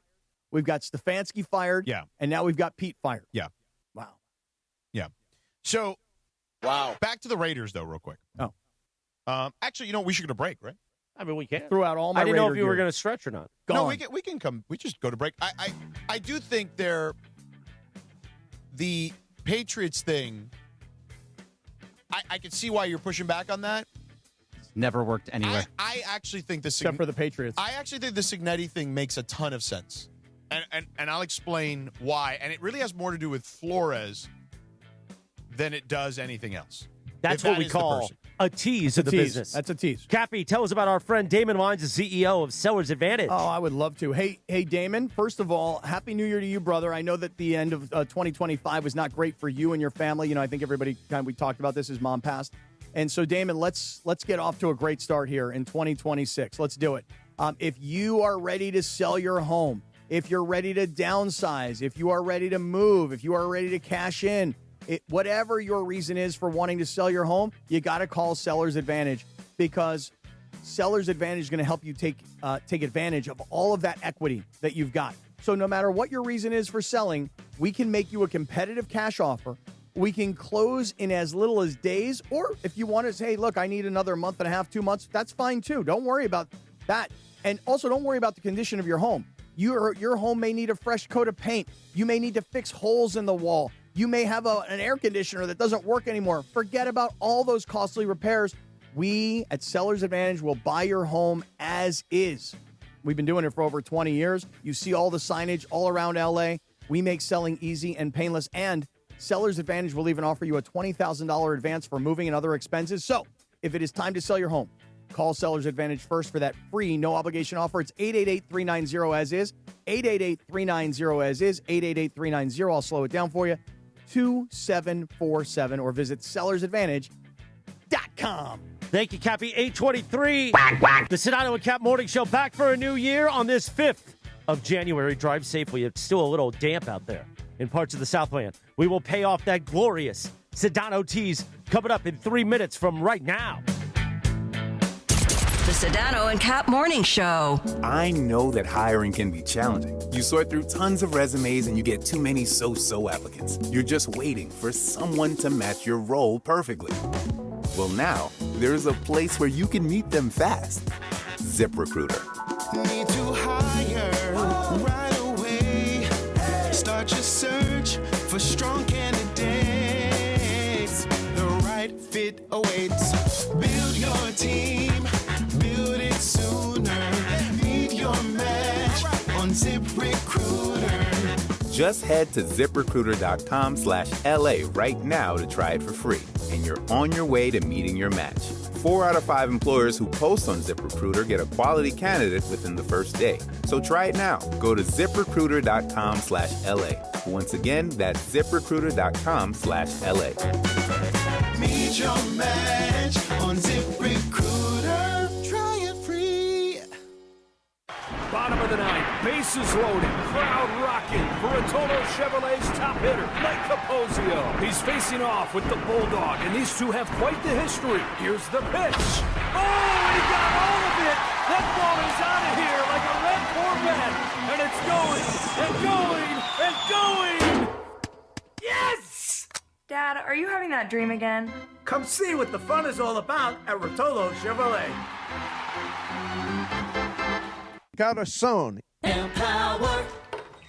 Ellie here is getting the sleeve she's always dreamed of. She worked with Empower and planned for her next move, so she got good at money.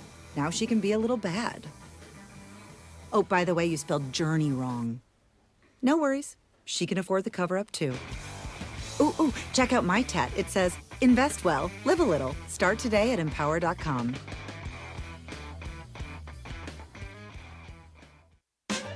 You know the rush when you reach that goal, when something you've worked for pays off. That's success. At University of Maryland Global Campus, we believe you should never stop chasing it. That's why we offer a skills-based education that helps move your career forward. Learn how to apply emerging technologies like AI and data science. Build your leadership and critical thinking skills. Apply by February 11th and save with no application fee. Learn more at umgc.edu. Certified to operate in Virginia by Chev. Hi, this is Avner Gat, founding partner of the Sedano and Kap Morning Show. Avner Gat Inc. is your trusted Los Angeles public adjuster. Call me directly at 818-917-5256 for help navigating the complexity of your insurance claim. Now back to the Sedano and Kap Morning Show.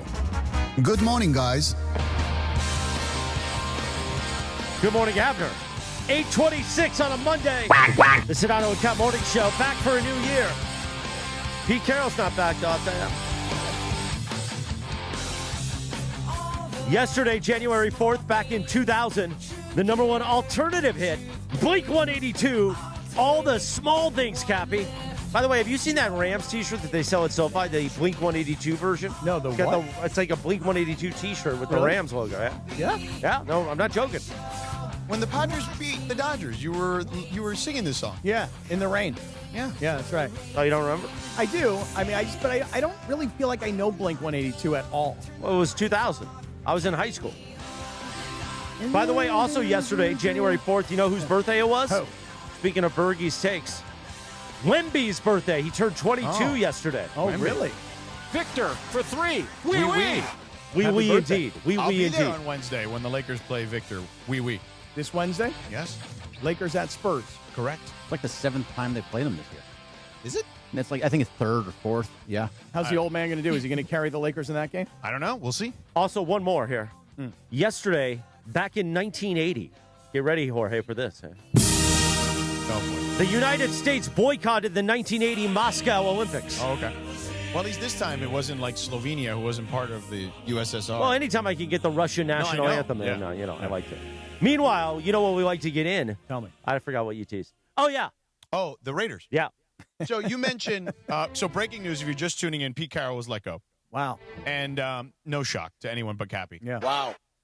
And Pete. No way. By the way, Pete by the knew. way, I think even Pete knew. by Yeah. the way, just want to say one thing right now. Yes. These socks right here, these Raiders socks from Omar, Yeah. these are now Bergie's Raiders socks. Looks like you've worn them. Yeah. Not. Have you? No, you've no, not. they're brand new. Perfect. They're brand new. I'll wear them tomorrow.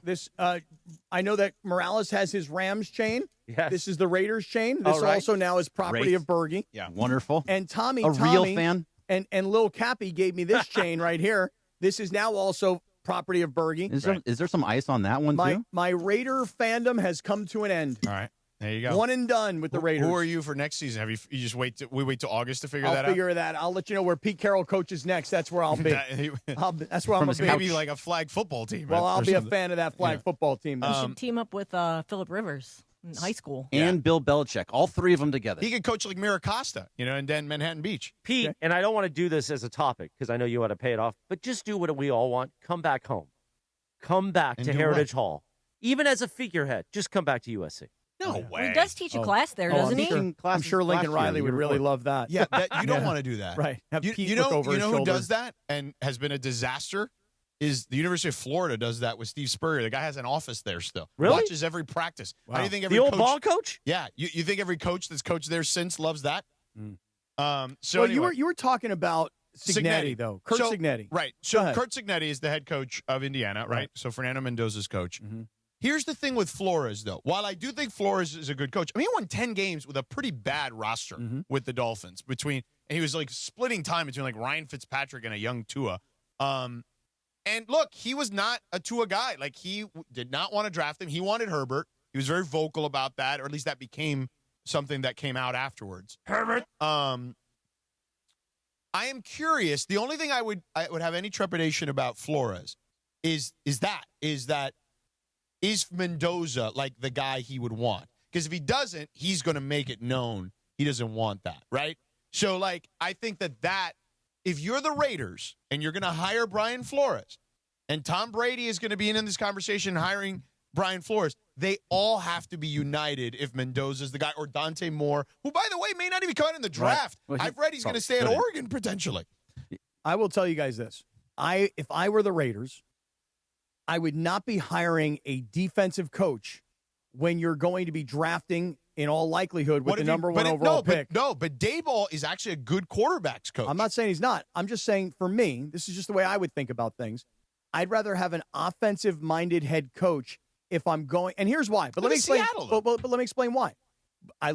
When I think about Sean Payton, do you think of him as an offensive coach or defensive coach? Offensive coach? Yeah. Jim Harbaugh, to me, is an offensive coach. Okay? Andy Reid is an offensive coach. What I'm getting at is that in this division, you don't have a quarterback and you don't have an offensive-minded coach. Even Pete was really a defensive coach. The Seattle Seahawks thought would have fit all those labels you just had. And they hired Mike McDonald, who nobody knew. Coach, that's and right. the guy has been a complete badass. And they have a veteran quarterback who, in year one, after signing as a free agent, has led them to the number one overall but nobody seed. bought into that. I mean, Raider fans laughed when I brought up you should have signed Sam Darnold over Geno Smith in August. But you're giving us including that one over there. But you're giving us an example of a defensive-minded coach and a quarterback in his first year, who, by the way, is a veteran quarterback who's gone through a lot of highs and lows in his career, mostly lows. But he's still a young guy. He's only 26 years old. I would take, if I were going to draft Fernando Mendoza, if I'm going to draft him, and I think he's a great kid, I think he's a great player, and I think he's a great personality that can light up an organization. I really feel that way about the kid. I do question how some of that stuff will play in the locker room per se, but I mean, you mean his corniness, just bubbly corniness? Yeah. Yes. But I would just say that for me, I'd rather hire an offensive-minded head coach if I'm going to draft a quarterback number one overall, because for the next 4 years, I want a coach who's going to mentor my quarterback. So, okay, here's what I would say to you. Look at the New England Patriots, okay? Mm-hmm. Mike Vrabel is a defensive guy. And he brought in Josh McDaniel, who stinks as a head coach, but is an excellent quarterback guy and an excellent coordinator. Brian Daboll, not a good head coach, but an excellent quarterback guy. Go ask Josh Allen what it was like to play for Brian Daboll as his offensive coordinator. And I think he did a decent job, like at times with different quarterbacks, even with the Giants. So, like, he can coach quarterbacks. So if your combination is going to be head coach defense, you need to have a strong offensive coordinator where he's going to be in charge of the offense and the quarterback specifically, especially if he's a young guy. So I do like that combination. If you're going to go with a defensive guy, you need a guy who knows how to coach quarterback. But Tom Brady's trying to reunite this Patriots glory. They're missing one piece that made that coaching staff work. Tom Brady. No, Bill Belichick. No, Tom Brady. Belichick's no, Tom Brady was the key to all of it. He's not going to put Belichick in there, but why are you trying to reunite something because that's that what worked these 20 guys years do. ago? That's what they know. That's what they do. Just like you did. It's Will what you they stop? do. You're going to do this all week, aren't you? You should never stop. I love the addition. You should never stop. You should never stop. It's what he did. Yeah. It's what he did. You get your guys who have your back. Right. I didn't make him the offensive coordinator. He's pretty much like the passing game coordinator at the very least. Okay. At the very least. No, special teams. Special teams. Special teams coordinator's fine. That's 1/3 of your staff right there. That's an important part of your staff. But anyway, my point is this, is that you can have a defensive head coach if you have a good, strong offensive coordinator who knows how to coach quarterbacks. Brian Daboll would be. I think Brian Flores got the shaft in Miami, dude. Like, he got screwed, all right? Think about the reasons he was fired, okay? He didn't want to tamper, okay, to try to bring in Tom Brady. How dare he? The owner, how dare he have integrity? The owner blindsided him, allegedly, by bringing him on a yacht and telling him, hey, here's Tom Brady. You guys know each other. Let's make a beautiful thing here. Okay? It sounds like something you would try to pull off. Yeah, it's actually not a bad idea. Hey, I got Brady coming to my yacht, and you are my coach. You do what I tell you to do. Right. And the guy's like, whoa. And he's thinking to himself, I'm a first-time head coach, okay? If this goes wrong and this goes sideways and we get busted, I'm the guy getting the boot, okay? I'm not dealing with that. No chance in hell I'm tampering here. So he got one demerit for that, and then the other one was he said the quarterback wasn't very good. And the quarterback had like a couple nice years, but he's not very good. No, he's not. So he was right about that. I think, and Brian Flores, again, won 10 games with that terrible roster with the Dolphins, with Ryan Fitzpatrick as his main quarterback for the most part. I'm just giving you my opinion. My opinion is this: I would that take Cignetti though if it's not Flores, I would take Cignetti. I actually think the Raider fans, you're not gonna believe I'm gonna say this. I actually think they're in, if they draft Mendoza, if they bring in either Flores or Cignetti, and they bring in Daboll, if they bring in Flores, I actually think they can put something together that can be competitive. Well, I mean, listen, it's hard to believe that a team can go from being really, really bad in one year and being really, really good the next year. But let me give you an example. It happens plenty. Listen, the Jacksonville Jaguars, go back and look this up. I'm almost sure if this is the case. Last year, the Jaguars were, I think, 3-14. Yeah. And this year, they're 14-3. Mm-hmm. So, I mean, in 1 year, and by the way, with a new head coach, Liam Cohen, oh, by the way, offensive coach, getting the best out of a quarterback who was also a top-round pick, who everybody's starting to think, well, this guy can't play. But then you bring in an offensive-minded guy who can work directly with the quarterback. I'm of the opinion that if I'm the Raiders and I'm going to draft Mendoza number 1 overall, or any quarterback for that matter, my opinion is I'd rather have an offensive-minded coach. I'd rather have a Kevin O'Connell to work with a young quarterback than a Brian Flores to work with a young quarterback. That's my opinion. Your point about Seattle, it has worked. Difference is New England. Veteran quarterback. New England. Difference is all those. What are you giving me a look? Drake Mason is second I know, year. but there is a difference. Wait a second here. Okay. Yeah, I haven't even told you what the difference is, and you're already rolling your eyes at me. The difference is that Vrabel and McDaniel were already part of the New England Patriots fabric. They were part of their history, and they already had drafted a quarterback who, by the way, had gotten about 8 games of playing time in the year before. So there are little tiny differences. Flores was part of those teams, man, like those staffs that won championships. But he's not part of the Raiders. And I'm just saying that the difference between what the Patriots have done versus what you're suggesting the Raiders do is that. But the Raiders have no one to go to. No, like, no, right. They're There's going to nobody. exhume Al Davis? No, there's Let's no get reason. Art Shell for the third. Is Tom Flores going to come out and coach? Listen, they're not getting Jack Del Rio back, okay? They're not going to go for John Gruden for the Jack third. Del Rio. I'm a Del Rio guy. I love Del Rio. I'm a Del Rio fan. My point is, though, Del Rio should be coming to USC. all I'm saying is this. No, Lincoln Riley's going to. Let me. Oh, here we go. Oh, here we go. Sidetracked him. You guys. I did. I finally got him, didn't I? You guys need to stop with this. Okay. Stop with what? Stop with Losing what to part? TCU in the Alamo Bowl? Chris, they had like 40 kids available to play in It's the not game. supposed to be how USC football goes. Chris. You're not supposed to Chris, get out That's of the USC Notre Dame arrogance game. right there. That's USC arrogance. When TCU 2 years ago was in a national championship You're right, game, it is. and USC hasn't sniffed a national championship. But USC arrogance is we're supposed to be better. And We they are. And they had 50 kids maybe dressed for the game. Maybe. Okay? I'm telling you something, and you will appreciate this. When we had to look at my board for who was in the game and who was it was like just one big X on everything, and us literally writing people's names in that we had never seen play Why the was entire that? season. Was it transfer portal Or guys opted out for the NFL or transfer portal or whatever, or guys were hurt. You know what I'm saying? Like, they couldn't play for one reason or another. And by the way, they had won 2 bowl games previously in very similar situations. But here's what I'll tell you about Lincoln Riley. And I got a chance to spend some time around it. But I've been bullish on them the whole season, as you know. Like, I'm the one who said they're probably like a 9-win team. You, sir, over there, laughed when I said they'd win 9 games this year. Right? And they did. So You look at the schedule for next year. At you, sir. What I'm saying here is next year is a monster year for Lincoln Riley. Tell me what's going on in their schedule next year. They got Ohio State next year, finally? Yeah. It is At a home, monster year. They have this is a put up or shut up type year with a tough schedule. But what I'll tell you this, they got a quarterback coming back who's now playing in the 3rd year in the system, okay? They are always going to have skill position players at that place. As we saw, their running back is a walk-on, and the guy was awesome, okay? They've got receivers. Even the kids who played in that bowl game that I did that barely played at all during the regular season are excellent. They had the one kid, Tanuk Hines, who had 160 yards in the game. So they, with the number 1 recruiting class, with some portal additions, okay, where they really need help, the offensive line was fine. They've now got what I would say is a Big Ten offensive line. They need some tweaks on the D-line, and they are in good shape. They can win 9 or 10 next season. So, Cappy, just so you know. Yeah, go ahead. So, home, they have Maryland, Ohio State, Oregon, and Washington. And away, they have Indiana, Penn State, Rutgers, Wisconsin, and UCLA. That should go well. That should go well. That's a rough schedule. 9 or 10 wins next year. Mark it down. Go ahead. Put it on a sticky note right now. Write it Put down. this on a sticky Write note. down. I mean, There you go. Ohio State, Oregon, and Washington, those are all three tough games. Indiana on the road, listen, Penn State on the road. Ohio State, I will give you. Ohio State, I will give you will be tough. But don't worry, we got out of the Notre Dame game, so everything's going to be okay. I was so annoyed by that whole conversation the entire week leading up to that game. Also, let's put a pin in that for 1 second because I do have some thoughts on that. All right. But Ohio State clearly is better than them on the lines of scrimmage, and that's where you win.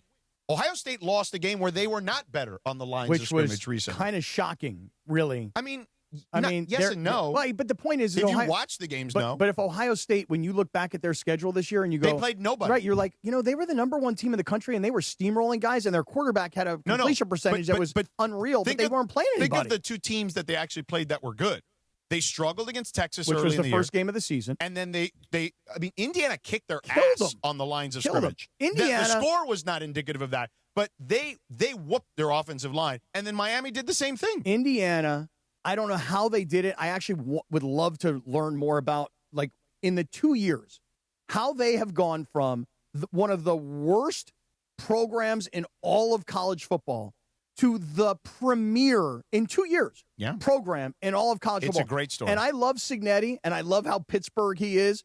And I've known Kurt and his brothers for 30 plus they're years. a football family. They are a pure Pittsburgh football family. Yeah. I love those guys. But in 2 years, how they've been able to do this at Indiana, if I were USC, if I were anybody, I'd be studying what it is that they did that was so unique. Yeah, I mean, listen, I think it was a confluence of things that we can get into some other time. But and this is just theories on my part. Obviously, I don't know. But back to USC real quick. They've got good young talent on this team that is going to stay. Okay, they've got a veteran quarterback, a good offensive line, a stable of running back. If they can get the D-line right, that's really the only area because they've got a good secondary, good linebackers. If they get the D-line right, they can play with anyone in the country next year. And I'm telling you, I was bullish on them this year. You guys thought I was crazy. I said they'd win 9, and they won. I think next year they can absolutely be, if they fix the D-line, they can be a college football playoff team. I'm with these guys. The schedule next year is so much harder than the schedule was this year. And I'll tell you right now. The schedule looks hard now. It does. Things can happen. 100%. A lot of things can change. All of a sudden, a kid decides to leave Ohio State, and you're like, wait, that guy's supposed to be the star wide receiver. Or whatever. Right. Everything could change. I'll tell you this one thing, though, about Lincoln Riley. Very, very annoying. The whole media talk during the week about this Notre Dame game. It is so annoying to me. Because here's the thing.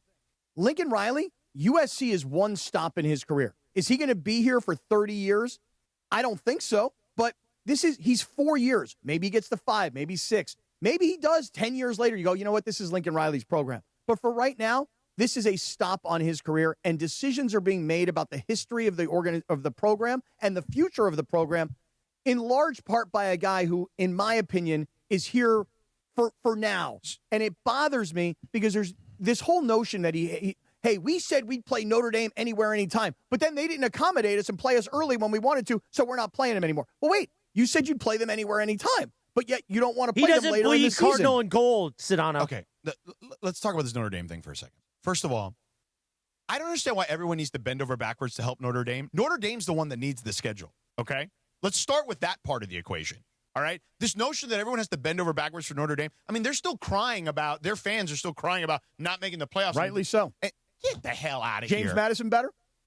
Tulane better? The rules are the top 5. They signed the deal. I know, but they it signed still that sucks. deal. Okay, and they've actually amended the new deal to make them get in no matter what if That's they're right, in the top next 12, year. which is a crock of crap. It's unfortunate. Okay? That's their brand. It's so powerful, unfortunately. Okay, but it's a crock of crap, okay? Just the reality. But the rules are the top 5 conference champions get in. And Sucks. those are the rules, and they signed that, Yeah, that it sucks. document. And it was too bad. Okay? Because those teams stunk. Hey, Bob Chesney's pretty good in the second half against Oregon. That's what I'm saying. Let me tell you something. Bob Chesney's going to do some nice things at UCLA, I think. But nonetheless, they didn't get in, okay?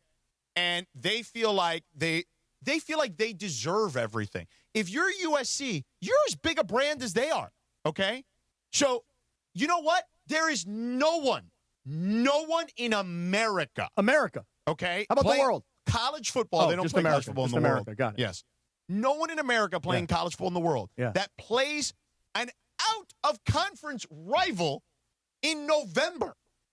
Nobody does that. Okay. Nobody in America does that. USC and Notre Dame been doing it forever. Forever. But what do you two not understand? Tell us, what don't we We understand? bleed cardinal and gold. Lincoln Riley doesn't. I don't really bleed cardinal and gold. I don't really bleed it. I bleed it. I don't bleed it. This is a new era of college football where you have these monster conferences of unbalanced schedules, man. Like, you've got to play the game smart, and scheduling is a part of it. And I'm not saying you schedule cream puffs, because I don't think that's the route either. I could go for a cream puff right about now. Really? Really? After all the terrible eating you did over the whole break, you want I'm a cream not going puff? to do it, but, you know. But what I will say is this. Yeah, what? If you're going to play an out-of-conference opponent, do what everybody else does and play them early in the season. And that's what USC wanted. And Notre Dame, God forbid, that they couldn't play a week 0 game. What, because you got beat by Miami this year? Now you can't play a week 0 game? But wait, so you're saying that USC can't accommodate them because they're accommodating them? I mean, that's why we don't want to play them, because we don't want to play when you want to play? USC would have to bend over backwards to do something no one else in the country is doing for Notre Dame? Why? Well, if the rivalry doesn't work for you anymore and you don't want to play it, then so be it. But for me, I want to see the Notre Dame-USC rivalry go on. Let me ask you a question. All right, keep going. Why can't Notre Dame play a week 0 game against USC? I don't know. I haven't spoken to Notre Dame. Then but why? But if USC's philosophy is we'll play them anywhere, anytime, and Notre Dame says, well, we don't want to play until later in the season, and now USC says, well, we don't want to play then. So do you or don't you want to play them anywhere, anytime? Forget about the comment of anywhere, anytime. Well, that was the comment. Okay, forget that comment for a second. Oh, all right. I'm telling you this. Yeah, go ahead. No one in America is doing what Notre Dame wanted USC to do. Nobody. Is it not a home-and-home series? Nobody is playing. Do you not hear what I'm saying to you? Can we continue this Let me turn my volume up here a little bit. Go ahead. No one, I'm going to say it clearly. Yeah. No one is playing it's a little muffled. an out-of-conference game. This is a special in game. November. Okay. It's a special game. It's a special game. We bleed cardinal and gold, Play it man. at week 0. Why does everyone have to bend over backwards for Notre Dame? Why does everybody have to bend over backwards for USC? No one is bending over backwards for them. That's right. Enough bending over. No bend over. No backwards. I'm going to lose my hurts. voice again because of you. Not because of me. And you. Because of you. And you too. 8:48. By the way, I want to tell you about this. This is special. What? Monday, January 12th, which is next week, I think. Ooh. ESPN LA is taking over the Kings Listen to game. this. The Kings listen. host the Dallas. Can you stop stepping on me? No, it's important. It's not week 0. You're not supposed to be stepping on me right now. The Kings host the Dallas Stars at 7 p.m., and the festivities start with Steve Mason singing the national anthem. If he's not sick, actually. Then Scott Kaplan, that's Cappy, will be skating with the official ice crew to scrape the ice. You're officially scraping, I'm going to Cappy. scrape. And then DeMarco Farr is going to be on the Zamboni, waving to all of you. That's Monday, January 12th. The ESPN LA night is coming to crypto. We'll do more of this. Back in 3 minutes. The Sedano and Kap Morning Show on a Monday. By the way, I just spotted Dr. Cerruti.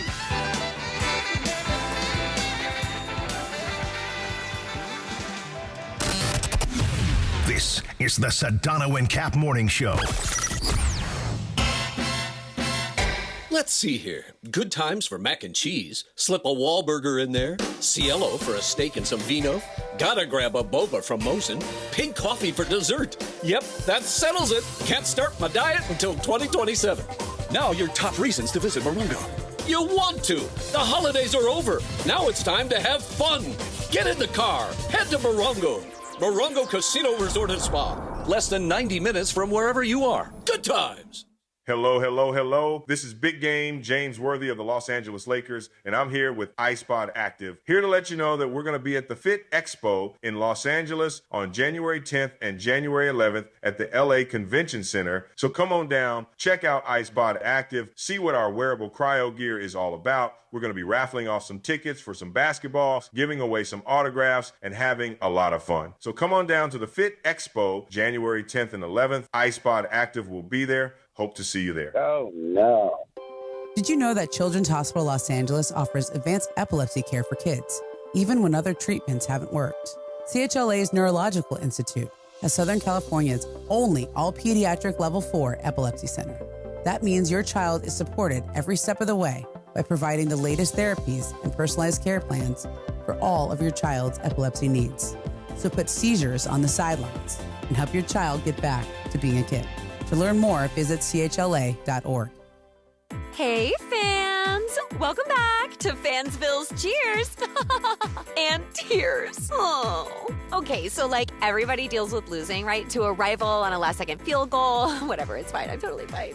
But I cope with losing with an ice-cold Dr. Pepper. Those 23 flavors are like so delicious. They totally wash away the pain of your college football team taking a big fat L.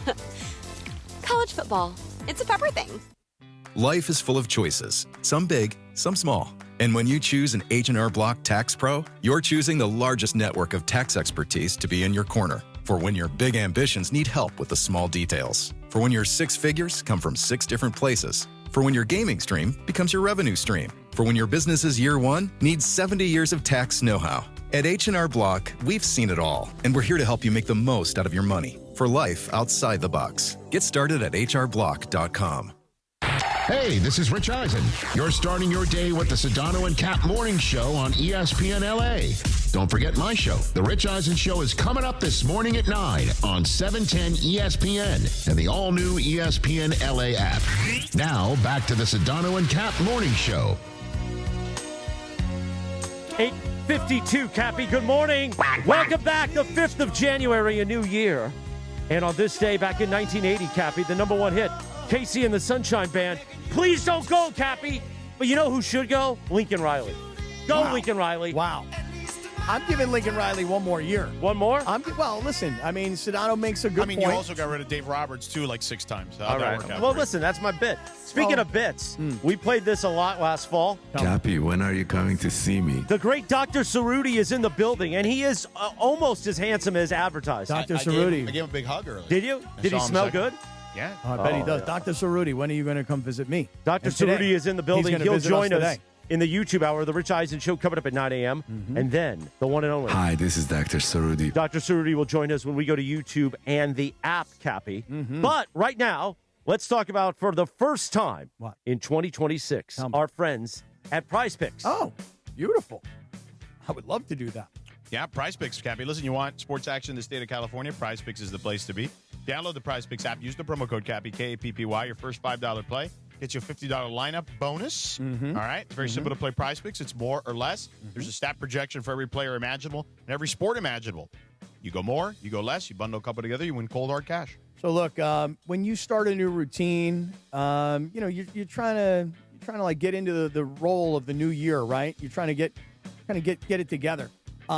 It feels good to be right when you say, hey, I'm going to lose that weight, I'm going to save that money, whatever it is. But in Prize Picks, it always feels good to be right. So with high-pressure playoff matchups happening now every weekend and all the great basketball action that's happening almost every night, at Prize Picks, you take control. You understand that, George? And here's how you take control. I've started to use the early payouts. If your player gets off to a hot start, you now have the option to cash out the winnings before the game even finishes. So if, let's say, you were going to play a $20 play to win $60, but all of a sudden they're offering you $45, you're like, you know what? Why take the risk? Also, there's the community now on Prize Picks with the new social feed features, so you can share Prize Picks with your friends. You can copy lineups from your friends. It's so much easier now than ever before, and you can follow all your friends on Prize Picks. So I would suggest to everybody that you download the Prize Picks app, especially in time for the playoffs. Use our code CAPPY, K-A-P-P-Y. Get your first $5 lineup in, get $50 in lineups after that. That's right, CAPPY, K-A-P-P-Y. Get your first $5 lineup in, get $50. Because you know what is good to be on Prize Picks, George? It's good to be right. That's right. I want to make sure you're still with me. Thank you, Cappy, and thank you to Prize Picks, the Prize Picks Power Hour, coming up in just a few minutes on YouTube. And if you're listening on the app, the all-new ESPN LA app, just stay there, sucker, because we continue on the Sedano and Kap Morning Show tile. We'll sit here until 57:20, Shinano. Oh, really? We have extra 2.5 minutes. Beautiful. Hey, so Dr. Cerruti's coming in. I'm kind of excited about that. Also, did everybody here, just to make sure, because it seems like everybody was really into football and basketball during our holiday break. Did everybody here, I want to make sure all of us, got plenty of family time? Did we all get a lot of family time? Sure. Well, a lot of people were just chilling, Cappy.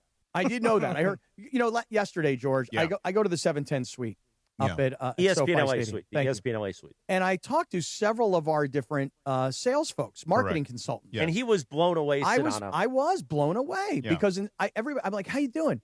great. Oh, my God, I feel so good. I'm like, oh, really? What'd you do? I relaxed. I sat on the couch. I don't want to say which one of our marketing consultants told me she spent 11 days on the couch with his dog. I mean, it's clearly he. Maybe you it's just she. said he again. I know. Maybe it's she. She may have spent 11 days on the couch with her dog. Yeah. I'm like, you spent 11 days? That's right. Got up one time, went to the grocery store. This is now the 8th time in 2 days I've heard how blown away he is. Yeah, but here's why. Why is that a bad thing?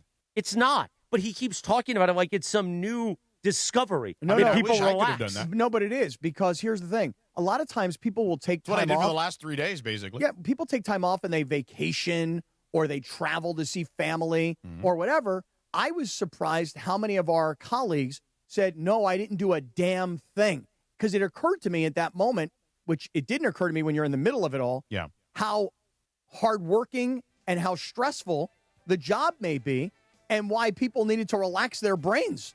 I spent a lot of time with Otis the Bunny. And did you chill? I chilled.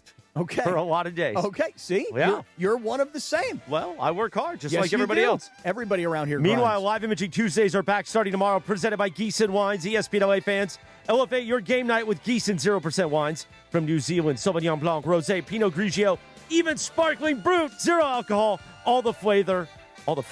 Whenever you're pouring, you're never out of the moment. Gießen 0% wines, all in, never out. Live Imaging Tuesdays, back tomorrow. Meanwhile, the Sedano and Kap Morning Show keep rolling for the Prize Picks Power Hour on YouTube and on the all-new ESPN LA app. The Eisen Show, terrestrially, back for a new year, sucker. And we're back in just a few minutes from right now.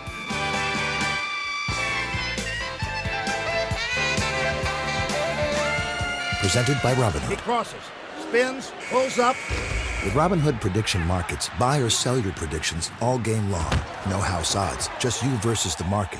Put your sports IQ to work. Trade every shot, block, steal, run, and moment that shifts the game. With Robinhood Prediction Markets, trade every play. Visit Robinhood.com/predict to start trading. Futures and cleared swaps trading involves significant risk and is not appropriate for everyone. Event contracts are offered by Robinhood Derivatives LLC, a registered futures commission merchant and swap firm. Park, party, and play at Hollywood Park Casino, LA's hottest card room. Pre-game with friends on game days inside Century Bar and Grill and enjoy daily lunch specials or catch up over a late-night dinner. Step into Ray's Lounge and enjoy live music, DJs on the weekends, and savory crafted cocktails. The only spot where you can park, party, and play 24/7. Hollywood Park Casino now open. Located next to the Forum at SoFi Stadium and the all-new Intuit Dome. For more info, go to playhbc.com or follow them at PlayHBC. Must be 21 plus to enter. Change is in the air at LAX. Los Angeles International Airport's automated people mover trains are rolling soon as part of LAX's ongoing investments in improving your travel journey. The new trains will quickly move guests between all terminals, the new consolidated rental car center, metro trains and buses, and economy parking in 10 minutes or less. Departing every 2 minutes, they'll help approximately 30 million passengers per year. Learn more at lawa.org/ESPN. That's lawa.org/ESPN. Hey, it's Rich Eisen for Pella Windows and Doors. Sometimes teams take a timeout to regroup and call the right play. When it comes to your home, Pella Windows and Doors always has the winning game plan. They do it every day, and that's why your neighbors trust them. Visit Pella.com/Eisen today. Right now, Pella Windows and Doors of Los Angeles is offering buy one, get one 50% off and everyday 0% financing. Some restrictions may apply. See store for details. Offer ends January 31st, 2026.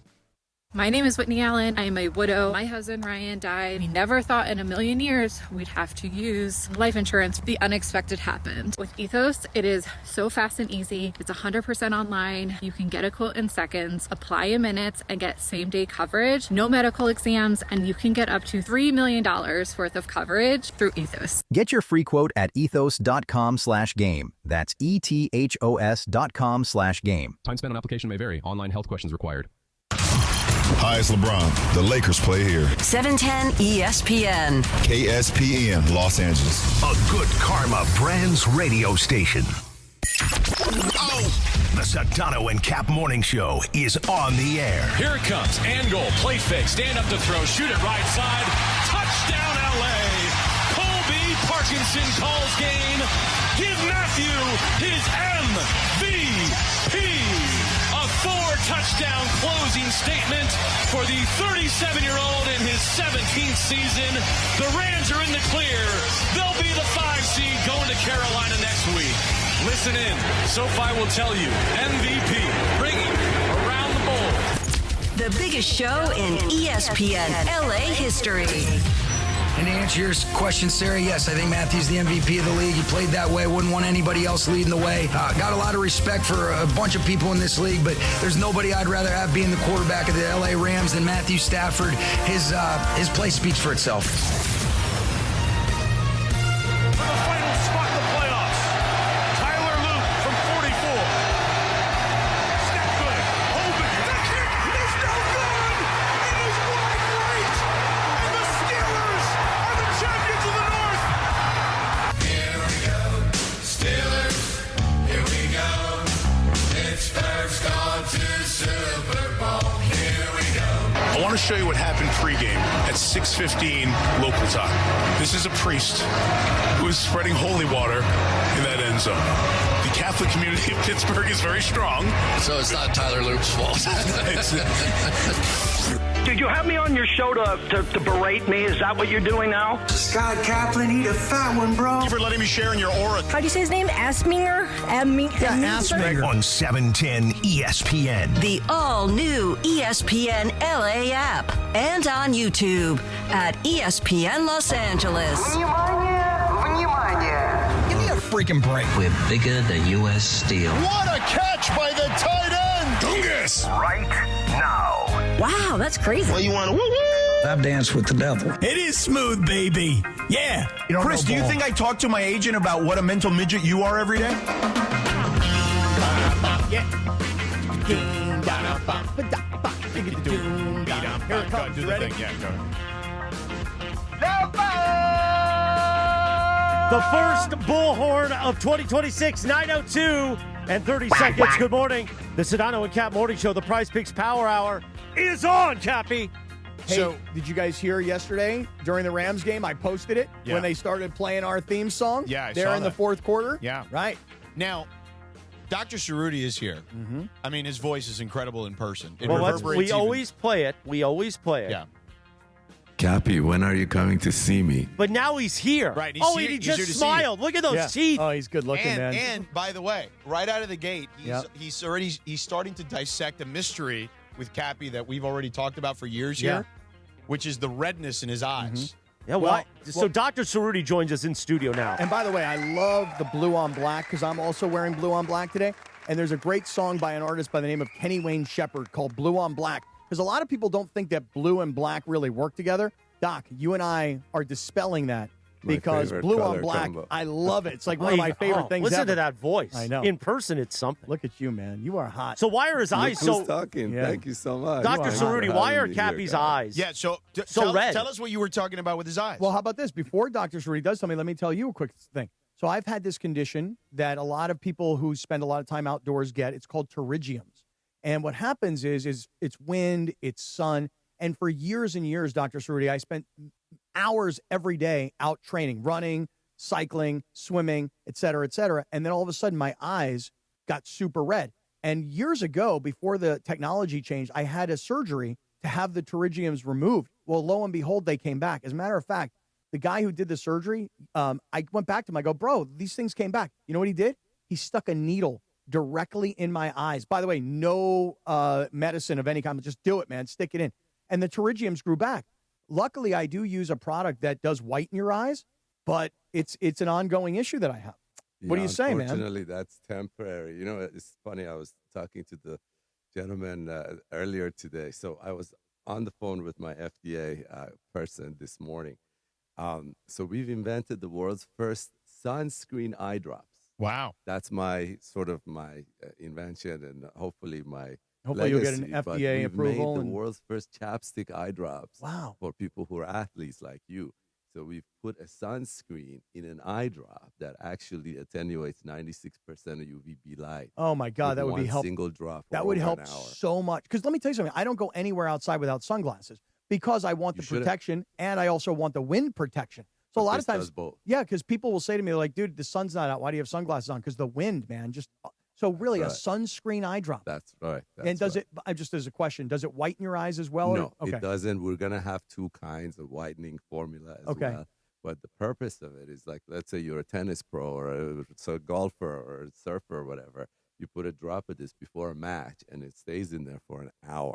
We've gone through all the clinical trials, all the studies, everything. We're just waiting for the FDA to say, yes, we've reviewed everything and it's good. Wow. So UV eye drops, baby, and then I'll be on the show a lot more often, pushing it to your athlete page. Cappy can be your guinea pig. He can be your test mouse. We do a lot of pterygium surgery. I was going to say, if you had surgery done, your eyes totally red, so I got some for you. I would love to be honest with you, I'd love to have the surgery done again because what happened is I saw somebody have the surgery like I did, and then it had the same problem. The pterygiums grew back, and then he had a second surgery as the technology improved, and he's never had to deal with it again. The pterygiums were gone. Correct. So, and I've even used an eye drop this morning, a whitening drop, which before lasts it got for an hour. And before it got FDA approval, I had access to it, like the experimental stuff, and I was using it all the time. And then all of a sudden, I ran out of it, and then thankfully it came on the market. But I've got these chronic red eyes.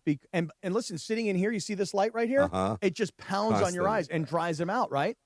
Yeah. I need that sunscreen stuff for the studio. That's right. I wish I had it. Let me get a little of bring it that for you next time. You can be, for his next, for the next thing he wants to invent for the FDA, you can be his test dummy there. Yeah, whatever it is you got, I'll try it. It's really ready for market. Listen, Hopefully 2026. with that voice, whatever Dr. Cerruti's got, we'll take. Yeah, really. Did you always have that voice, those pipes, Dr. Cerruti? Since I was a little kid, everybody Really? would say, like, why is your voice so deep? Oh, it's beautiful. You want to do some voiceover work? You want to be a pro? You Let's do want it. to like record some commercials and stuff today? I mean, he does. His Absolutely. commercials He are does on his the air. own. I know, but I'm saying there are other brands that would love to have that voice. Right. Absolutely. You know, I think so anyway. Besides the voice, I'm going to tell you something pretty hot, too. I'm coming here every week, guys. This is so good. I mean, right? Thank you so much. My you guys God. are amazing. Good looking You guy. jealous? A little bit. Yeah. A little bit. You got Yeah, the he's a voice, handsome got the man. looks, got the clothing, Yeah. got the degree, Yeah. got the FDA approval coming. Right. Sounds like you got it all. Yeah. I'm going to come here every week to just get my ego blown up. There it is. He came to talk to you, Cappy. Yeah. Well, I'm glad you noticed this right away. You know, seriously. That's what I do. And, Yeah. you know, for the first 10 years of my career, I used to work in a very Hispanic area. So I did so many of these. There was a day I did 28 patients with this. With this same condition? Yeah, we do a lot of pterygium. And so I invented a way to do it actually without using scissors. Okay. So because if you cut this, it bleeds like crazy. Yeah. The eye gets full of blood. So we do it bloodlessly. So, and we do use no sutures. It's all with glue. Well, so because when I got this done, you got to listen. I'm telling you, this is 15 years ago. yeah, I've been doing it 20 years. And I'll tell you Maybe why. Tom Brady will hang out with all the blood at the other places. Not at Dr. Right. Cerruti's, No, no. obviously, because there's no blood in He there. is a vampire. Yeah. There were sutures in my eyes. Yeah, at we the don't time. put sutures, Yeah. all glue. So if you have a pterygium, you have this sort of a fleshy red growth on your eye. Call Yeah. me, and we do it completely without blades, no What- scissors, what's no the anesthesia. What's the recovery like? It sucks. You know, the funny thing is... At least he's honest, Yeah. though. Yeah, I know, yeah. right? Oh, Yeah, yeah. I I appreciate don't, bedside listen, manner. I don't mess around. I don't Yeah. joke around Yeah. about these things. But, you know, the funny thing is that it's the easiest surgery that I do. It's but the recovery, it doesn't hurt, but it's just red for like a few weeks. Okay. As I'm sure you remember. Yeah, they were. And if you had stitches, then it must have looked like hell. Oh, it was horrible. We don't put stitches. It was horrible. So- And you know, the only reason I got it is because true story is like I'm looking at myself in the mirror one day. I'm like, what the hell is on my eyes? Like I've never seen this before. Like there's something on my eye. So what do I do? Like a schmuck. You ready for this? I take a pair of tweezers.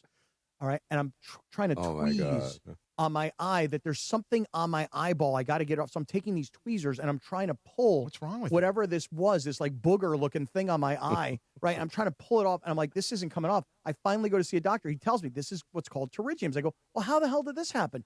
He goes, well, you grew up probably never wearing sunglasses. True. That's right. And then because I'm out cycling and I'm in the chlorinated water, the salt water of the ocean, etc. He's like, just all these combinations, wind, sun, everything else. UV. It's all from UV right. light. He's like, that's why you got this in your eyes. Right. Yeah. And the worst part, again, I'm telling you, Doc, the worst part of it was had the surgery, dealt with this brutal recovery, and then it grew back. No, mine is like, I've done people that the thing grew over the entire cornea. Yeah. So when you look at them, you can't see an eye. It's just covered. Oh, I know. So I've done like, stuff you see in third world countries, and it doesn't come back And unless you do it wrong. And then sometimes what I think is, So your guy did it wrong, is what he's saying. yeah, Correct. and There's something wrong. And he had like a serious reputation. I'll tell you his name off the air. But I kind of think now, because I go to my eye doctor sometimes, I'll be like, yo, man, I can't see anything. And he's like, well, let's do a test, 20/20. I'm like, I don't, but how? Because at night, all of a sudden, like, I'm driving. Like last night, it was pouring rain, dude. I was like, I can't see. I'm going to get into an accident. I just can't see anything. You definitely got to And I think stop. that the pterygiums are starting to cover some of it, Well, 2020 is not 20. Like, listen, you can have a TV that costs $200 and the other one is 10,000, and they both show the same image, but you can't compare. Like, both of them are 2020, right? But the $10,000 TV is like the resolution, the image, and the brightness. So just because you see 2020 doesn't mean you see great. I always tell people this, and people used to get LASIK, and they're like, "Oh well, they told me I'm 20/20, but I can't see crap." You know what I mean? And the reason is there's a difference between 20/20 and 20/20. It's about quality, it's about resolution, it's about spatial resolution. Big difference. So I think that we talk a lot about you, Dr. Cerruti, and what you do, and we always mention LASIK surgery because people would like to not wear contacts, people would like to not wear glasses. So LASIK is obviously one thing. We're talking about pterygiums, which I know a lot of our listeners, because believe me, we go to a lot of events and I see it in people. Oh, absolutely. I'm like, oh man, I feel, because I You're know the pterygium spotter. Yeah, I am. I know what it is like, and I know a lot of people are also their self-esteem can be damaged because they know people are looking. Absolutely. Like you ever see somebody that breaks a blood vessel in their eye and it's all red, and you're like, ugh, I don't even want to look at you. Like you know what I'm saying? So besides like LASIK and pterygiums, I mean, is that the menu of what services you provide? No, the funny thing is I don't even say like just come get LASIK. I just say we do vision correction surgery because they say there's like so many different ways to skin a cat, and I hate that expression. I really do. I'm a huge animal lover, but there are different ways to correct your vision. Until now, people used to think it's only LASIK, LASIK, LASIK, LASIK. It's not. You know what I mean? Some people don't qualify for LASIK, so we put a lens in there. Some people have the cornea is too thin or too irregular, so we cross-link it. They say you don't qualify, which we fix every day. And then there's this beautiful new technology where we exchange the lens inside the eye. And that way people who are 20/20 far, but they can't see up close, and wear reading glasses come and they're like, dude, I see everything in great detail. Like they see they can I thread started a using needle. readers 2 years ago. I just got tired of squinting at my phone. I didn't want to be the guy that made his font like 6,000. That's right. Megapixels. And you're young. Imagine, we'll talk in a couple of years. Yeah. And you're like, you can't see your shampoo versus your conditioner in the shower. Yeah. So that we fixed too. I am so tired of like looking at things that I used to be able to see no problem, and then I'm like pulling them away, bringing them closer. I'm squinting my eyes. I'm like, I'll go to my kids. I'm like, hey, can you read this? They're like, why, you can't see that? And then they laugh at me. That's right. I'm like, dude, you don't understand. Wait till you're 55. I know I look like I'm 32. I get it. But wait till you're 55. I mean, talk to our boy David. We did him a few weeks ago, and he's just standing over there. Really? Hello, David. Hello, David. Hello, David. Hello, David. So let's get David in studio because David had the procedure. Let's make sure he's got headphones. This is David Kemp, by the way. David Kemp, one of our one of great our marketing marketing consultants. Yeah. We've talked about him a lot over the years. I've been on the working with air. this guy David, I've been working with this guy for backpack. 25 years. Yeah, so David- Dr. Cerruti, here's the thing. David and Cappy are not friends because of their stuff that they did together in San Diego, ripping people off or something. Yeah, I guess so. But we want you fix David's eyes, so we want firsthand here. Look how happy he looks, There you too. go. He looks like a happy guy as a result of the eye surgery because he can see. He can see now. Oh, hold on, David. We're not on What? the air yet. No, hold on. Wait a second. We're going to get David on here, but he's another good-looking guy, by the way. The great Well- David Kent now joining well-dressed. us Also very in good studio. mixing and matching of color schemes. Yes. Hello, Davey. Hello. Come into the microphone. Happy New Year. Happy New Year to Happy you. New Year, David. How you, mate? Lovely to see you. Good to see you. Yes. Yes. So you just, what did you have done, David? I had the lens replaced in my left eye. Lens replaced. Correct. So not LASIK, a different. Not LASIK. That's what I'm saying. Uh-huh. It's Right. People used to think, oh, it's only LASIK. It's not. And he had LASIK before. He saw perfectly great from far. He just couldn't see up close. So how you doing?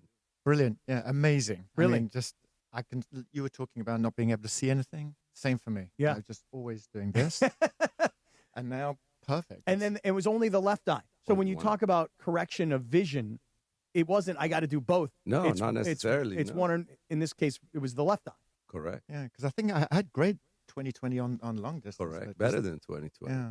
We should start calling you Left Eye. You know what Like I mean? Left Eye Lopez? Right. I love that. May she rest in peace. Right. Yes. R.I.P. But I don't know, just a thought here. Yeah. So, and how was the recovery for you, David? Yeah. Very, very easy. Yeah, Really? literally, we did a series of drops for 7 days, 7 to 10 days. And I after a week, no worries at all. I was waking up and I couldn't feel anything. How about driving? No worries. Really? Yeah. And was that like a week later, or could you drive immediately? No, immediately. Really? Yeah. It's crazy. People don't believe it, but it's really. We're coming to see you, Dr. Cerruti. We're going. That's the whole point, my brother. The two of us are going. So if you need You help, want to do it together, Cappy? Dr. We can both wear Cerruti's like the shower caps together. Dr. Cerruti's got this great new phone number. He started just for ESPN LA listeners, 855-NOW, NOW, 2020. 855-NOW, 2020, Cappy. What are we going to do with Bergie's Loso hosts? You know? What are we going to do with those things? The first time I met Dr. Cerruti, immediately, the first thing he said to me was like, I can fix your glasses. I can fix it.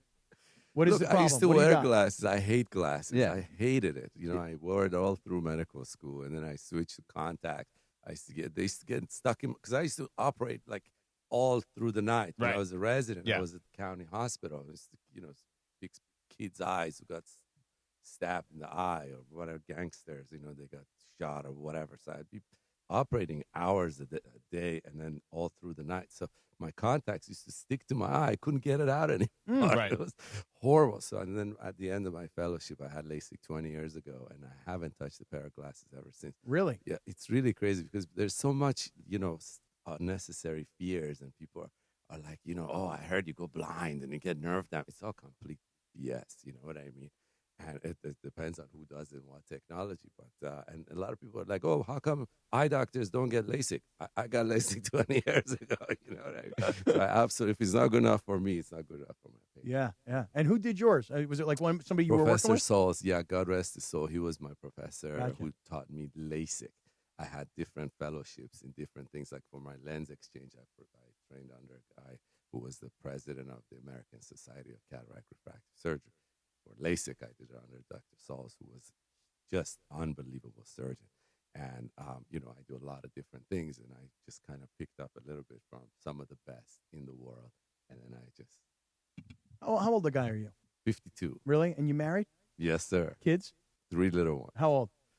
8, 9, 10. Really? Oh, Yeah. made that happen fast. Yeah. I know the way that goes. I had 4, and it happened real fast, too, Oh, and then yeah, everything stopped great. after that. You know what I'm saying? Can you feel me? Yeah, I know You got what anything you to fix that, Doc? No, I can't. I just fix your vision and those red eyes. Okay. That's it. The rest is your problem. The rest I got to handle on my own. Huh? All right.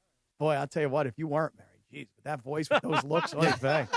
Oy vey, man. You and me, we'd be running this down. 855-NOW, 2020. 855-NOW, 2020. And here's the thing, even if you don't need your eyes fixed, Cappy, Yeah, just go see in there him and let just Dr. hang out. Cerruti just hang out with Right. you. Yeah. Right? Just to get a little of that chi. Yeah. You know what I'm saying? Yeah. Like, hug it He out. can fix you from going blind, Cappy. Yeah. Now, And- Doc, I want to ask you, since you're a real doctor, a real right. eye doctor, can Cappy go blind from the other thing? From Pterygium? No. From the other thing, doing too much of that one thing that they said you can go blind from? I did put a post on Instagram. I had a guy from Africa said, I masturbate too much. Am I going to go blind? And I'm not saying that's what you do. But I literally put a post. I said, go knock yourself out. It's not if that was the case, we'd all be blind.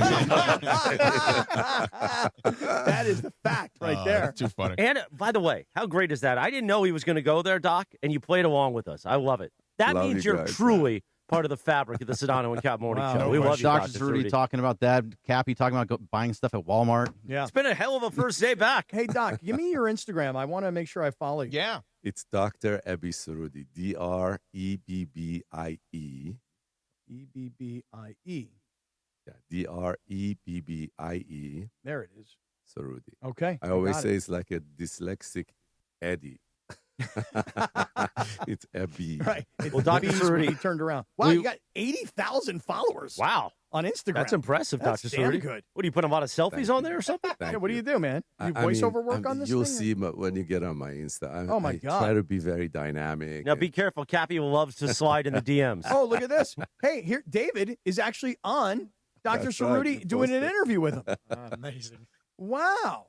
That is really cool. You got somebody who handles all the social media at the office? Yeah, we oh, do. Smart and, man. if you go on TikTok, I've had videos that got 27 million hits. You're kidding me. 27 million. I mean, it's unbelievable. Got any gory good stuff? Like outreach? Yeah. Really? Yeah, I want to see gory stuff, you know? I want to see you really go in and dig in and Dr. Ebi Sarudi, go on Insta. Oh, I'm on right now. Dr. Dr. Sarudi. Sarudi. Doing too many gory stuff because people were complaining. I don't want to see that crap. 855 now NOW 2020. Go start the new year right and see Dr. Cerruti. And by the way, you make possible each week the Cap 10 here on the Sedano and Kap Morning Show. He does. Which we'll be doing tomorrow. It's happening tomorrow. The final of the Cap season. 10 of the season. Final of the Right. regular So season. thank you so much for your support. It's glorious meeting you in person for all of us. Same here, brother. And is Thank it the you same so on much. TikTok? Same address? I believe so, yes. Dr. Ebi Sarudi. Okay. All right, we're going to take a quick time out on the Sedano and Kap Morning Show, the Prize Picks Power Hour, really so we can get in there and take a picture with Dr. Cerruti. Yeah. But thank you so much. Happy New Year, Doc. Thank you for coming in. Happy Great New to Year be with you, all. man. It's Appreciate you, brother. Great way to start 2026. Yeah. 855 now NOW 2020. The Sedano and Kap Morning Show, the Prize Picks Power Hour. We're coming back in 3 minutes from right now. Your Lakers, your season, your home. Tomorrow, the Lake Show hit the road for a battle with the Pelicans in the Crescent City. Here come the Lakers into the front court, trailing by 2. LeBron attacks the rim, drives to the hoop, lay it up and in. It's Lakers versus Pelicans from NOLA. Coverage begins tomorrow at 3:30 p.m. The Lake Show lives here. 710 ESPN and the ESPN LA app. Mason and Ireland, the OGs of LA Sports Radio. Cream soda is delicious. Every day. You know what's especially good as cream soda? You can't And a get me a cream soda. I say, get me some Shanka. Cream soda or Shanka every night here at the home. Cream soda is delicious. By the way, it's in the freestyle machine at AMC. What does the freestyle machine mean? Okay, but so is caffeine-free, like root beer. Okay. And so is Diet Coke But it's there for caffeine-free that old people drink. it's contemporary. I don't think cream soda's soda a is contemporary. I don't think that's a Everybody loves contemporary cream drink. soda. And old people drink Mason. It's okay, though. It's delicious. You know what goes good with the cream soda is cream of wheat. Yeah, exactly. Mason and Ireland, weekdays at noon on 710 ESPN, the all-new ESPN LA app, and live on YouTube at ESPN Los Angeles. This is what happens when you show DeMarco Farr a picture of Travis Rogers throwing heat back in his college baseball days. I am loving these pictures. The one of you pitching is outstanding, bro. Yeah, I gotta put You it. look like Earl Hershiser here. Look at the neck vein. Yeah, I was young and strong. Your right leg is above your head. That hasn't happened in 20 years. It's been a minute. It's been a minute. Was that like you learned how to do that? That was part of your process to This fix is your what's. leg? I mean, He was pitching. there comes a understand. point where you just know how to do it. I just want to get in the mind of this Travis. Like, this is you as you were 16 right here. No, I was 20. You said sophomore. Oh, this is Sophomore college. yeah. Sophomore in college. Yeah. Oh, yeah. What was going on in there? Yeah. Oh, yeah. Yeah. I was probably pissed that I wasn't getting more innings. See, that's what I'm talking about. Afternoons with DeMarco and Travis. Weekdays starting at 3 p.m. on 710 ESPN. The all-new ESPN LA app. And live on YouTube at ESPN Los Angeles. The Sedano and Kap Morning Show is on. I really want to play that sausage game. I like swing your sausage. That's like my kind of game, I think. Mornings on ESPN LA will never be the same. No, I have nothing to do with this. Exactly what you do. Oh, my God. Look at him swing that sausage. Back to Sedano and Kap. 9:24. Good morning. The Sedano and Kap Morning Show, the Prize Picks Power Hour. Thanks to Prize Picks.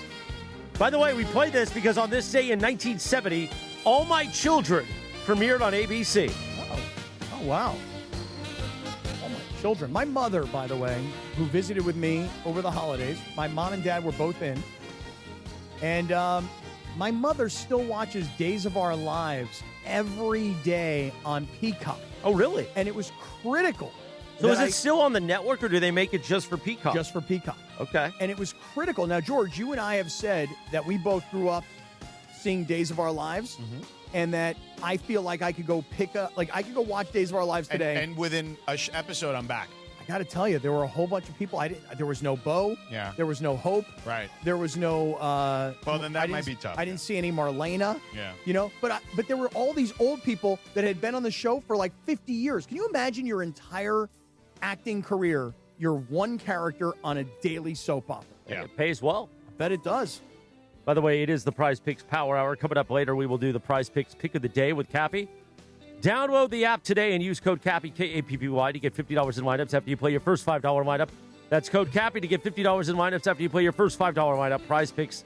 It's good to be right. Plus, we'll have the Dealer's Choice Real Deal brought to you by Seller's Advantage. Clinton Yates around? Is he going to come by and say hi? Say Happy New Year? He's out of town. Oh, really? Not going to say good morning to his brother? Good morning. Good morning, everybody. Thanks to Dr. Cerruti for coming in. By the way. Love Dr. Cerruti. First of all, Dr. Cerruti, everybody who could watch, on any of the platforms we're on right now, you can see a handsome guy, first of all. Yeah, that's going to be in the Saturday special, Secondly, that interview. Yeah. Secondly, handsome, great voice, well-dressed, brilliant doctor, a guy who is not just, helping patients, but also wants to help so many other people. This notion of sunscreen eye drops is the most brilliant thing I've ever heard, for those of you that have had the same kind of issues that I've had. And him walking in, I had already put in whitening drops. Right. I didn't want him to see. And he picked it up right away. No problem. 855-NOW, N-O-W, 2020. 805-NOW, 2020. And we talked so much about our show, about our great partners and everything. Here's the thing. When a new year starts, you want to fix things in your life, right? You want to get to the gym. You want to get healthier. But sometimes you don't take care of the things. Last year, we talk about it. I know I'm not supposed to say I almost died. That was part of the new year. We're not going to do that bit. But go get your heart checked out. Also, go get your eyes checked out. If you're not seeing well, or you don't feel good, or you have a condition where your eyes are always dry, or you got, what's the thing you got? Tiggeranium? Pterygiums. Yeah. Let Dr. Cerruti check you out. Don't you guys feel bad now, by the way, that for all the crap you've given me, hey, what's up with the red eyes? Now you realize I've got a very serious medical condition? Sedano and I used to think you were just high. You guys are just a bunch of bullies, man. We didn't know you were just stoned. Right? Yeah. I wasn't stoned. We didn't know you had TIG reaction, or what's it called? Pterygium. Pterygium. Yeah. One day, me and Chris we're in the office. We're getting ready to go on the show. This is about, a couple months ago. And he goes, "What are you doing?" And I'm in my bag, and I'm going, I'm gonna have a gummy. And he goes, "You can have a gummy before you go on the air?" And I'm like, "Yeah, it's a creatine gummy. It's not that big of a deal, But that's just it. You guys thought I was baked all the damn time. Yeah, you were just puffy on creatine. I was puffy on creatine, and I got pterygiums. By the way, my father said to me when I told him that I was puffy on creatine, he said to me, he goes, "You don't think it's the entire loaf of the Hawaiian rolls with all that, that honey baked ham?" Be both, he goes, "You don't think that it's that? You actually think it was the creatine that made you puffy? You slob?" By the way, it's a Michelob Ultra Reaction Monday. We're breaking down the Lakers' back-to-back home wins as they gear up for a quick 2-game road trip this week. Thanks to Michelob Ultra, a superior taste worth playing for, the official beer sponsor of the Los Angeles Lakers. Please enjoy responsibly. Today being a Michelob Ultra, reaction Monday. Thank you. I'm still bullish, like extremely bullish on the Rams winning the Super Bowl. And I got to tell you that I know a lot of people over the last few weeks, the Carolina loss hurt, obviously. The Seattle loss stung badly because of all the things we talked about. The punt return, which led to the firing of the special teams coach. The 3 2-point conversions, including the controversial 2-point conversion on the rule that nobody was sure about. Then the loss at Atlanta. That one really, really hurt. But even with all of that said, George, when I look at the playoff pairings, and even though you've got to go on the road, and maybe have to go on the road to get to San Francisco, to get to Santa Clara. Yeah. I know this sounds ridiculous, and maybe I'm just being an over-homer, because I'm a homer, I'll grant you that. But I honestly think that the Rams' road to the Super Bowl is better than Philadelphia, who's got a home game. Yes. Better than Chicago, who's got a home game. Agreed. And better than San Francisco and Green Bay, who obviously both have to go on the road. Right. Because the first round, the wild card games this week, of the 3 games in the NFC, in my opinion, the Rams have the highest likelihood of winning the game. In fact, they were installed to start as a 10-point favorite. So I haven't looked at the other 2 games. Lindsey, Greg, maybe you guys can tell us, in the Green Bay-Chicago game, what's the line? And in the San Francisco-Philly game, what's the line? I'm going to guess those lines are probably Chicago favored by 2.5 because they're home, and Philly favored by 3.5 because they're home. That's just a guess. So the Green Bay and the Bears, you're completely backwards. It's Green Bay -1.5. Okay. And Philly is -3.5. Okay. All right. Well, that one I got. Right. But what I'm saying is San Francisco has been incredibly resilient all season, George, to the point where they were playing for a number 1 overall seed. Right. But in the loss, they dropped to number 6. Right. Seattle, I think, ultimately surprised me because I was waiting for Sam Darnold to win the big game. I've been saying all season long, their losses are against teams that are playoff teams, but all their wins are against teams that are not playoff teams. Correct. Seattle stepped up. I give them all the credit. I think they're the best team in the NFC. They're good. But I still think that the Rams will go on a redemption tour. I think the Rams will win at Carolina this Saturday. I think they'll be forced to go to Seattle the following week, where they'll win again. And then, ultimately, the Rams have the road to Santa Clara go through Philadelphia, where they lost last year in the playoffs in the snow. Right. They lost last year at home when Saquon Barkley steamrolled them for like 250 yards rushing. But they've got to go through Carolina, where they lost earlier this year. They got to go through Seattle, where they lost a very controversial game just a couple weeks ago. And then ultimately, they will exercise all demons by winning the NFC Championship game in Philadelphia. Am I dreaming too big? Am I a ridiculous homer? Or is anybody buying what I'm selling? Sedano, We've got more breaking news with the NFL head coaches. Before you get to that, I'm buying what you're selling. Pretty good sales guy. Not bad. I buy it. What do you got? The Arizona Cardinals. Oh, Jonathan Gannon. It is a final. Wow. They move on. By the way, breaking news, we mentioned Pete Carroll was out earlier, presented by our friends. They're back again for breaking news sponsorship here on ESPN LA. Valvoline Instant Oil Change, home of the 15-minute drive-through oil change. Drive into Valvoline and let the expert technicians make sure your ride is in peak performance. Visit SoCalOilChange.com for locations and slam dunk savings. And in this case, head coaches, you need to save some money now, although you're making millions of dollars to get fired. Go to Valvoline Instant Oil Change all day long. Now, what's next? Is there any more? Well, the firing of Gannon in Arizona is not a surprise. Obviously, their record is not good. Kyler Murray has never lived up to any of the hype. Well, he was can't benched, stay basically. healthy, Yeah. right? Can't stay healthy, and even if he was getting benched. Jacoby Brissett had a really good statistical, however many games. He's a good backup, and he's a very good backup. Yeah, but the Arizona situation is you just don't have a quarterback. And you can say Kyler Murray is a great athlete, and maybe Kyler Murray would be good on somebody else's team, new environment, fresh start, new offense, maybe. But I'm not sold on Kyler Murray at all. Right.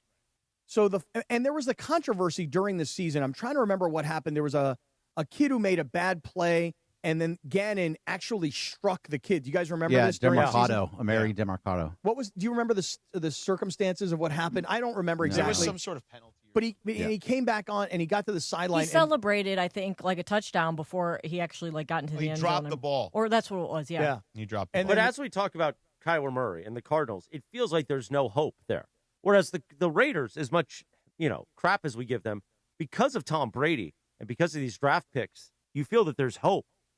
And Sedano was very much giving us hope earlier in the show about the Raiders. Well, I think if you're the Raiders and you draft Fernando Mendoza and you get the right coaching staff, George and I don't agree. I think you go offensive head coach. He thinks it doesn't really matter as long as you get the right offensive coordinator. So let's just go with if you get the right quarterback and you get the right staff in 2 or 3 years. And by the way, the turnaround can happen quickly. We've seen it in New England. We've seen it in Jacksonville, what a new coach can do and can bring out of a young quarterback. I honestly believe that if you're the Raiders, you look at the Broncos, the Chargers, and the Chiefs, and you go, well, Mahomes got hurt, and that roster is going to turn over. Denver's got the number 1 seed, but I'm not sure anybody really, really believes in them. And the Chargers can never seem to stay healthy.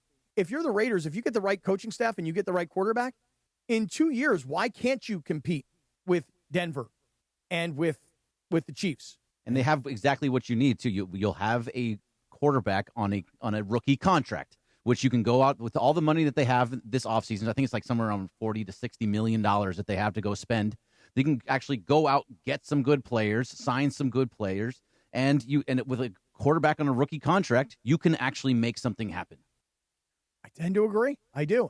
Even though I'm off the Raider bandwagon, I would say that and never allowed back on. Now. I'm not allowed back on, even if Mendoza gets drafted. I love that kid. No, I can't come back. No, I've already given up the Once ice. you leave, you are never allowed back. Okay, all right, fair enough. I guess I'm not coming back. I did it to Ireland, doing it to you. Okay.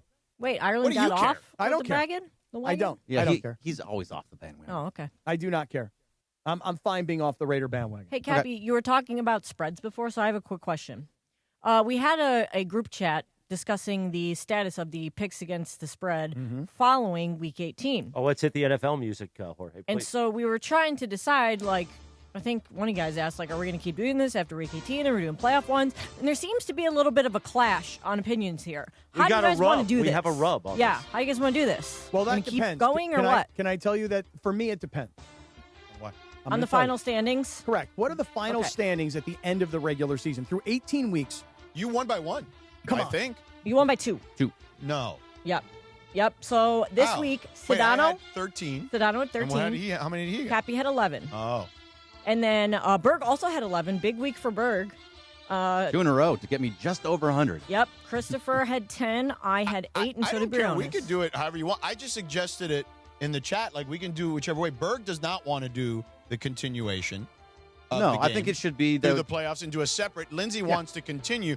I thought you said keep it going. I did say keep it Yeah, going. I'm confused, though, but now about, that like, you've won, the you want to method. Right, now that I'm officially the winner, maybe I should be. Now that I'm the number 1 seed and I've got the bye in the Doesn't first make a difference round, to me. I mean, maybe I should just suggest. No, I think we should stop it right here. I won. Yeah, I mean, I'm Should we 40, start a new Well, one? We could do a democracy. So I'm How 40 many people points. are in here? 1, 2, Well, 3, wait. 4, 5. Oh, no, 6. We needed 7. Well, no, Parker can be the deciding vote if it's, Okay. if it's Well, wait, what was the proposition you Actually, had about guys how to vote, score and it? I'll see where you. Oh, you want it? You want to stop now? No, And You wanted to keep going. I wanted to keep But going. did you text that because you thought I would catch you? Here's Yes. what happened. He was so excited Here's last what night happened. because of how Oh, my the gosh. Steelers picked. I was explaining to Chris. I go, listen.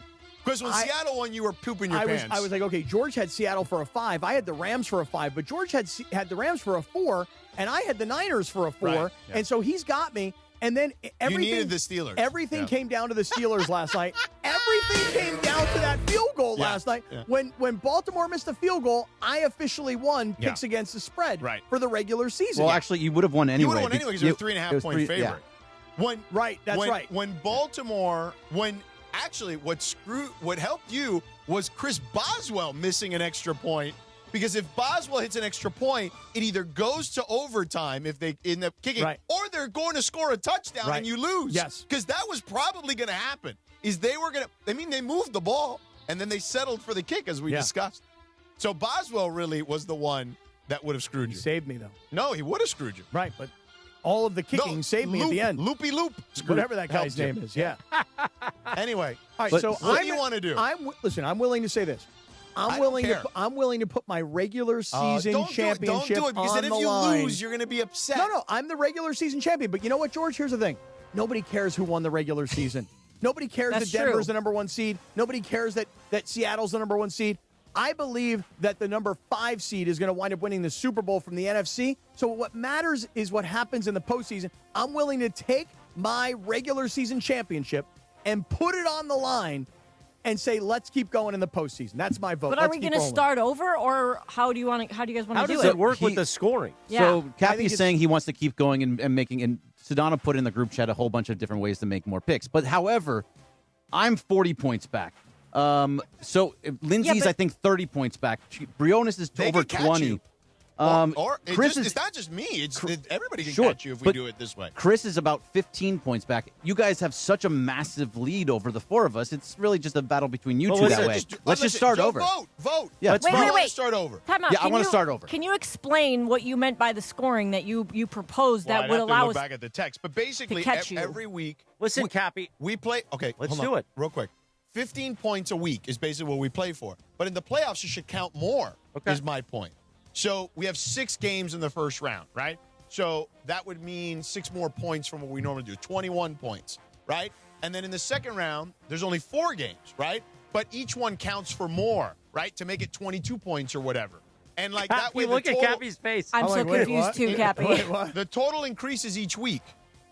All we're doing is we're adding a larger number to each pick. what's the number and how do we determine that? I'm confused.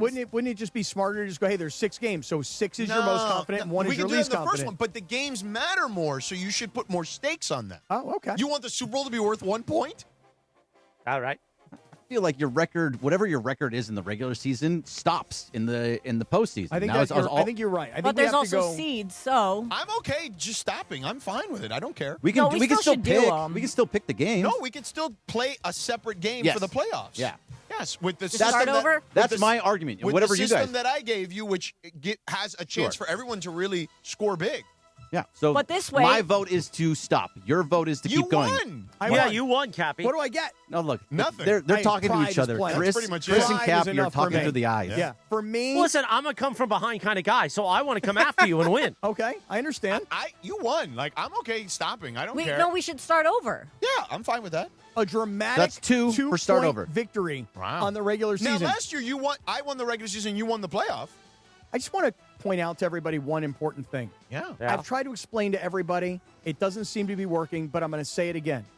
I'm the smartest sports guy that you know. Oh, stop. No, it's true. Even in the NBA. I'm the smartest that you know. Yeah. You don't believe me, but it always seems to prove right. Like this week, for example, when my Patriots destroy the Chargers and send them packing. You've got so many teams. I can't even keep up anymore. Well, they are my Patriots. They were my Patriots. Wait, last year you said you reneged on the Patriots to be a Raiders fan. That's right, I did. Now I'm back. And the year before, you were a Browns fan. Yeah, now he's got off that train. By the way, can we talk about Joe Burrow pulling a Brett Favre? Oh, my God. It was embarrassing. No, he did not. Oh, Yes, he did. yeah, Look, he you're showing your totally own did. screen right now. Totally did. I mean, he did the same thing Brett did for Strahan. Exactly. Give me a break. No, he didn't. And in the post-game press conference? Come on. Did you see his press conference? Did you hear what he said afterwards in the game? He's like, I don't recall the play. I don't know the protection. Yeah, I don't remember the protection. Yeah, right. The pregnant pause for 30 seconds. It's okay, Lindsey. Strahan got the... I mean, dude, remember Gastineau approach? We talked about that on the air. Like, he went after Favre. Yeah. So he's like, Strahan isn't going after Burrow, but like Strahan talked about it. But he definitely took a dive. There's no doubt. Okay, well, did you also see that? Still counts. The fact that he beat the single season sack record, and everyone's like, oh, it doesn't count as much because it's not 17 games. However, that's just how the games are now. Do you want to know that the snaps required for each of the sack records? That's crazy. Wow, so, you went that deep? No, somebody else tweeted it. Someone tweeted it. I will say this. You ripped Strahan to us off air earlier about the way. Yeah, because he was complaining about it. But he did not. He actually, if you listen to the entire comment, he said, yeah, I did it in 16 games. Ha, ha, ha. He was laughing. He goes, but this guy is on a bad team. Everybody knows he's the one guy you got to stop, and he's getting triple teamed. I didn't have to deal with that. Right. Well, so it wasn't like he was, okay. Well, Michael Strahan, it took him 567 snaps. TJ Watt, 616. Myles Garrett, 437. Just saying. Okay. But this is, I want to point something out. I want to point something out here. When your team is so pathetic. That's all we had to that's the only reason I've been watching the last 3 weeks so he gets the record. Myles Garrett, you should have just traded him. You would have had a better team. No, we wouldn't because our GM doesn't know how to draft. But here, listen, Andrew Siciliano made the call. You want me to play it real quick? Oh, yeah, but just hear this.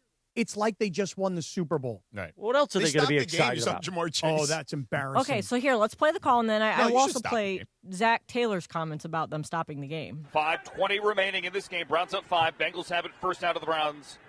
45-yard line. Burrow shotgun.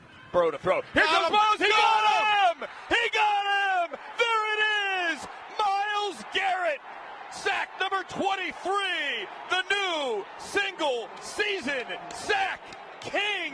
And the Browns defense mobs their man at the Cincinnati 45-yard line.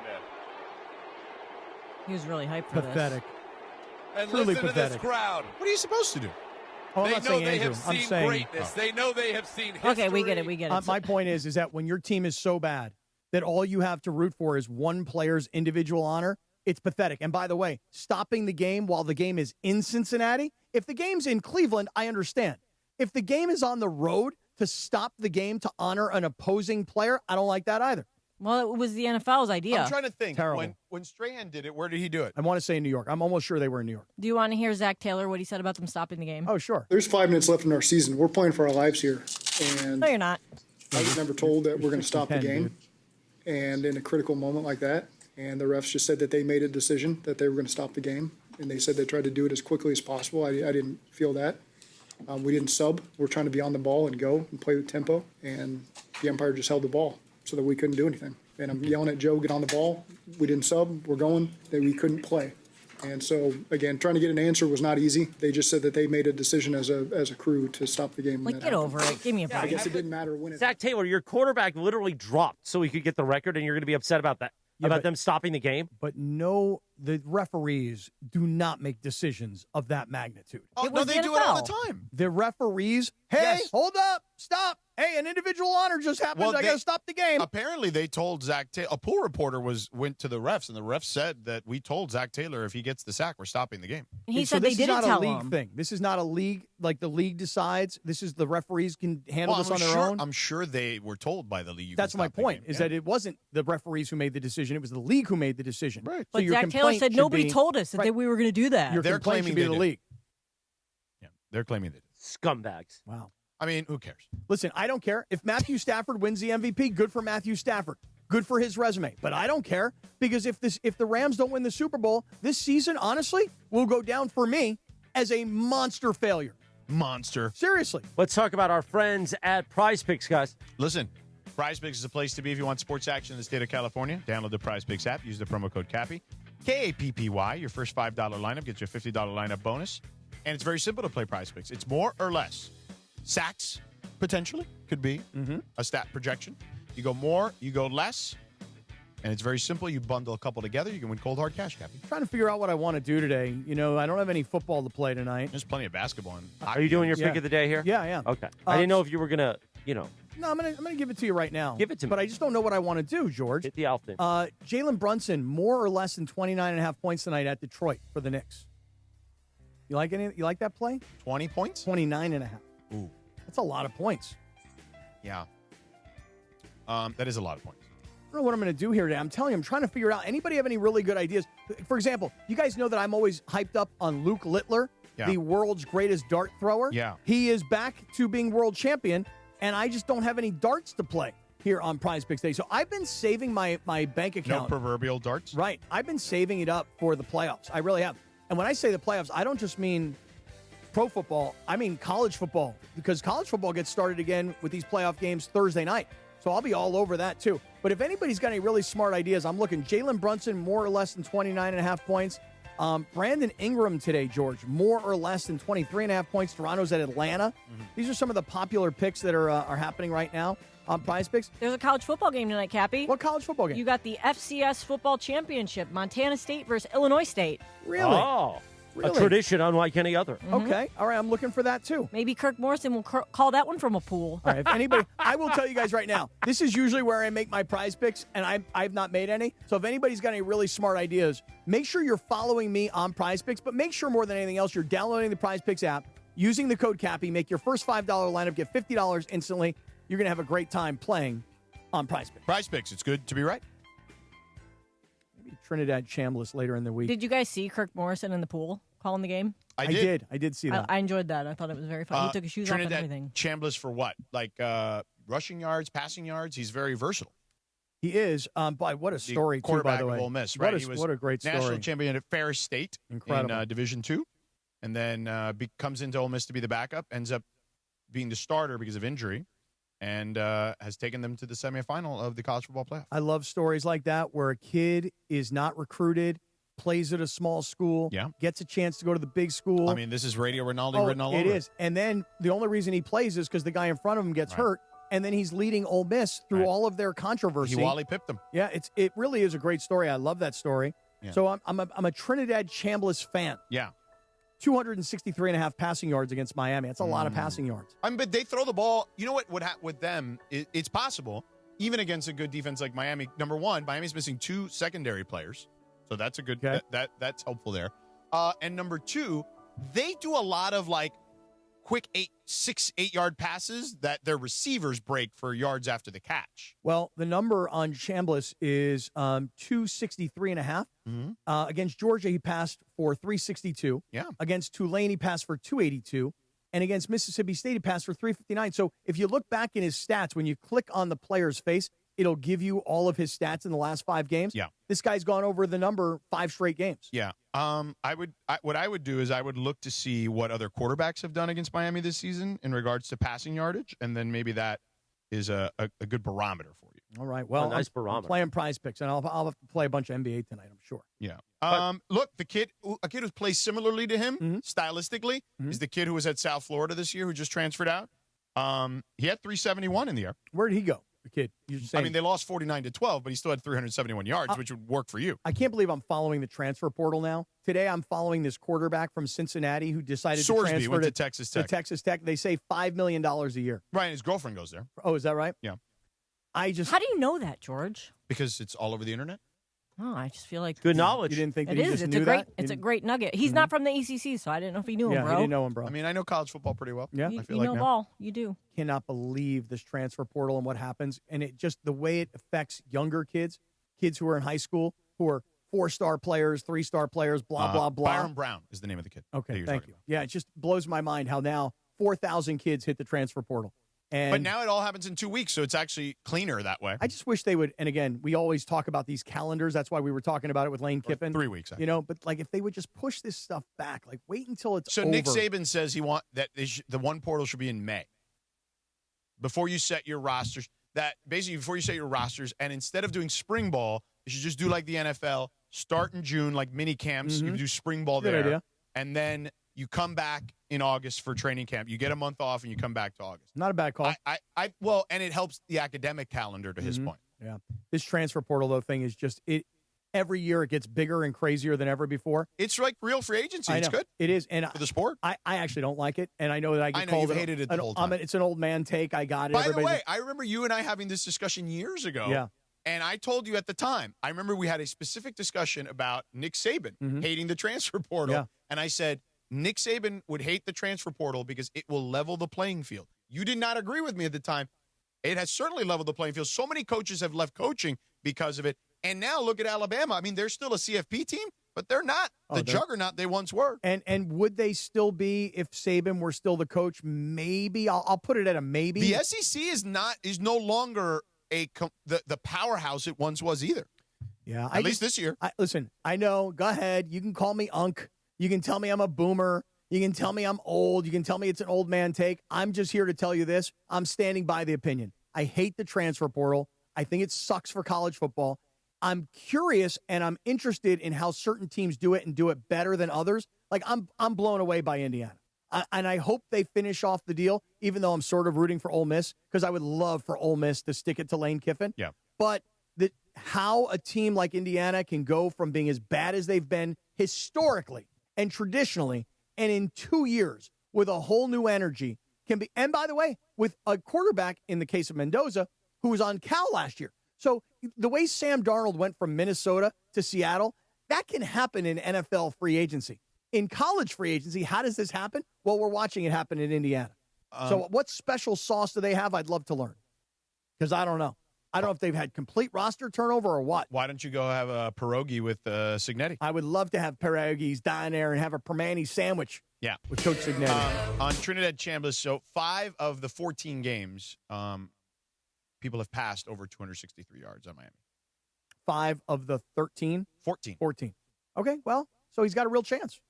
It's not a great. I mean, I don't know how great a chance that is. Well, 5 you of 14. you combine his numbers of all the 300-yard plus games he had against Miami, who's given up 5 and 14, so 30%.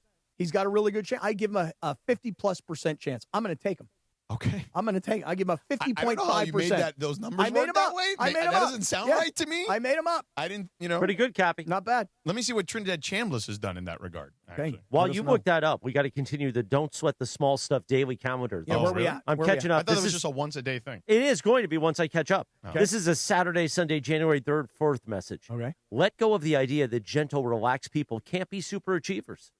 Fearful, frantic thinking takes an enormous amount of energy and drains the creativity and motivation from our lives. Hey, Cappy. I like that. That's a good one. Go back to the very first sentence in that one. All right.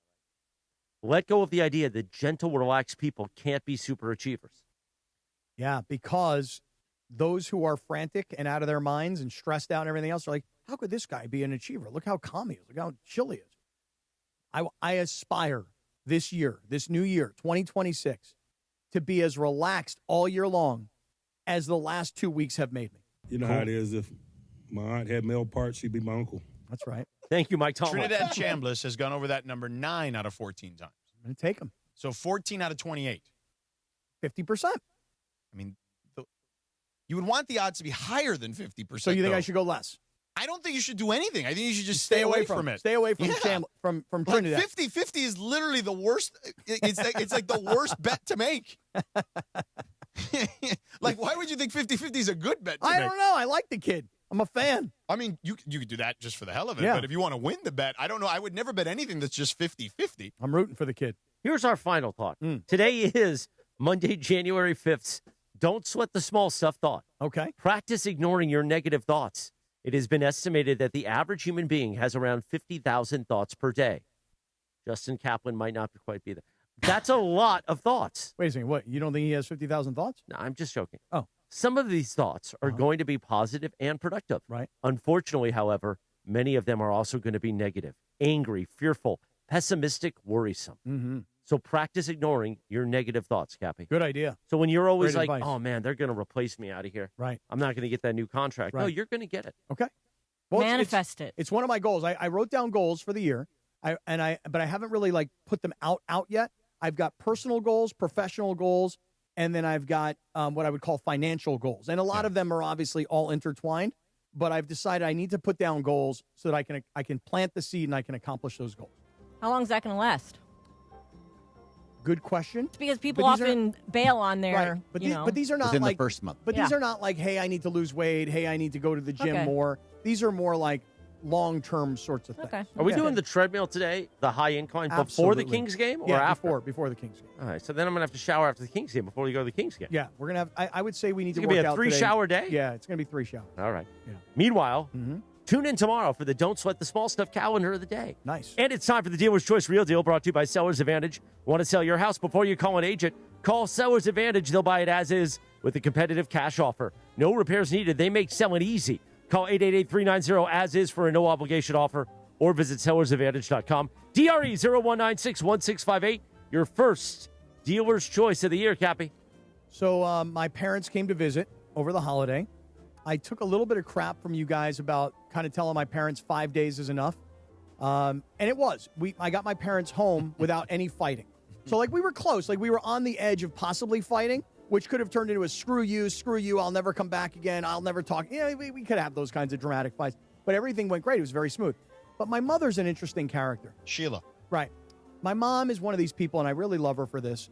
She's an incredibly frugal person. Very, very frugal. Oh, that's where you get it. Now, my dad is just plain cheap. Remember, I've told you the story about my dad not letting me get the cheeseburger. No, then you get it from Charlie. Right. So I told the story. My dad and I go into McDonald's when I'm a little kid, and I say I want a cheeseburger. My dad told me, no, you're going to get a hamburger, and you're going to put cheese on it when you get home. I think of that as just being efficient. Like, you had cheese at home. Right. Well, the difference was 10 cents. And I remember saying to my dad, the difference between a cheeseburger, 49 cents, and a hamburger, 39 cents, this is old school McDonald's. I'm like, really, Dad? We can't afford the 10 cents? Is it that bad? Adds up. But how much was a pack of whole cheese? Like, it was probably like $1.20 something? Whatever it was. Right, and there's probably like 30 in there. So know, he was doing the math. But my mom would have this cheese, and it would be sitting in the refrigerator, and then the corners would be like crunchy, and they'd be darker orange. I just didn't want the cheese.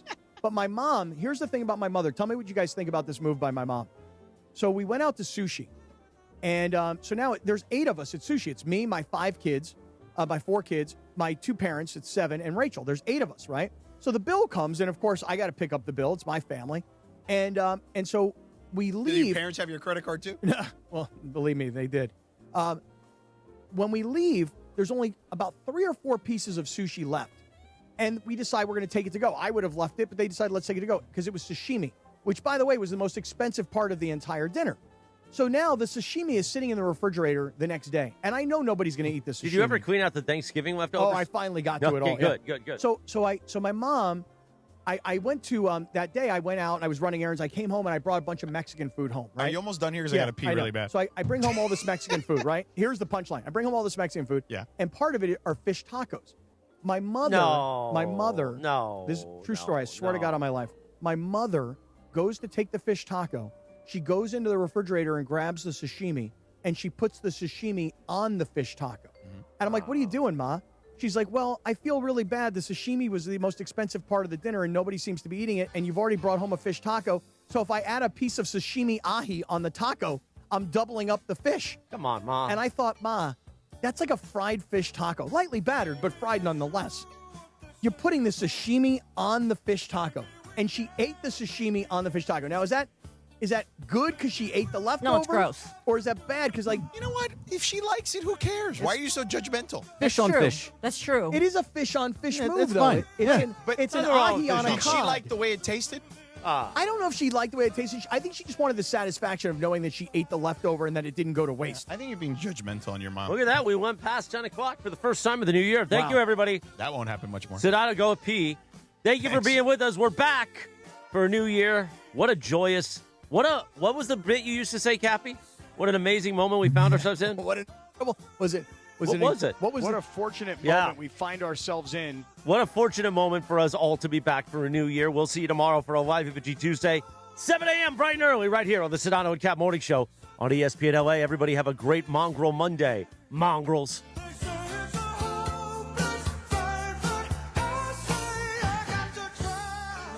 Frankly, for the Happy New Year's, you know? Season on the line. Loop's kick is on the way. Loop missed it. Live from the Rich Eisen Show studio in Los Angeles. Earlier on the show, Jaguars head coach Liam Cohen. Coming up, full NFL playoffs breakdown.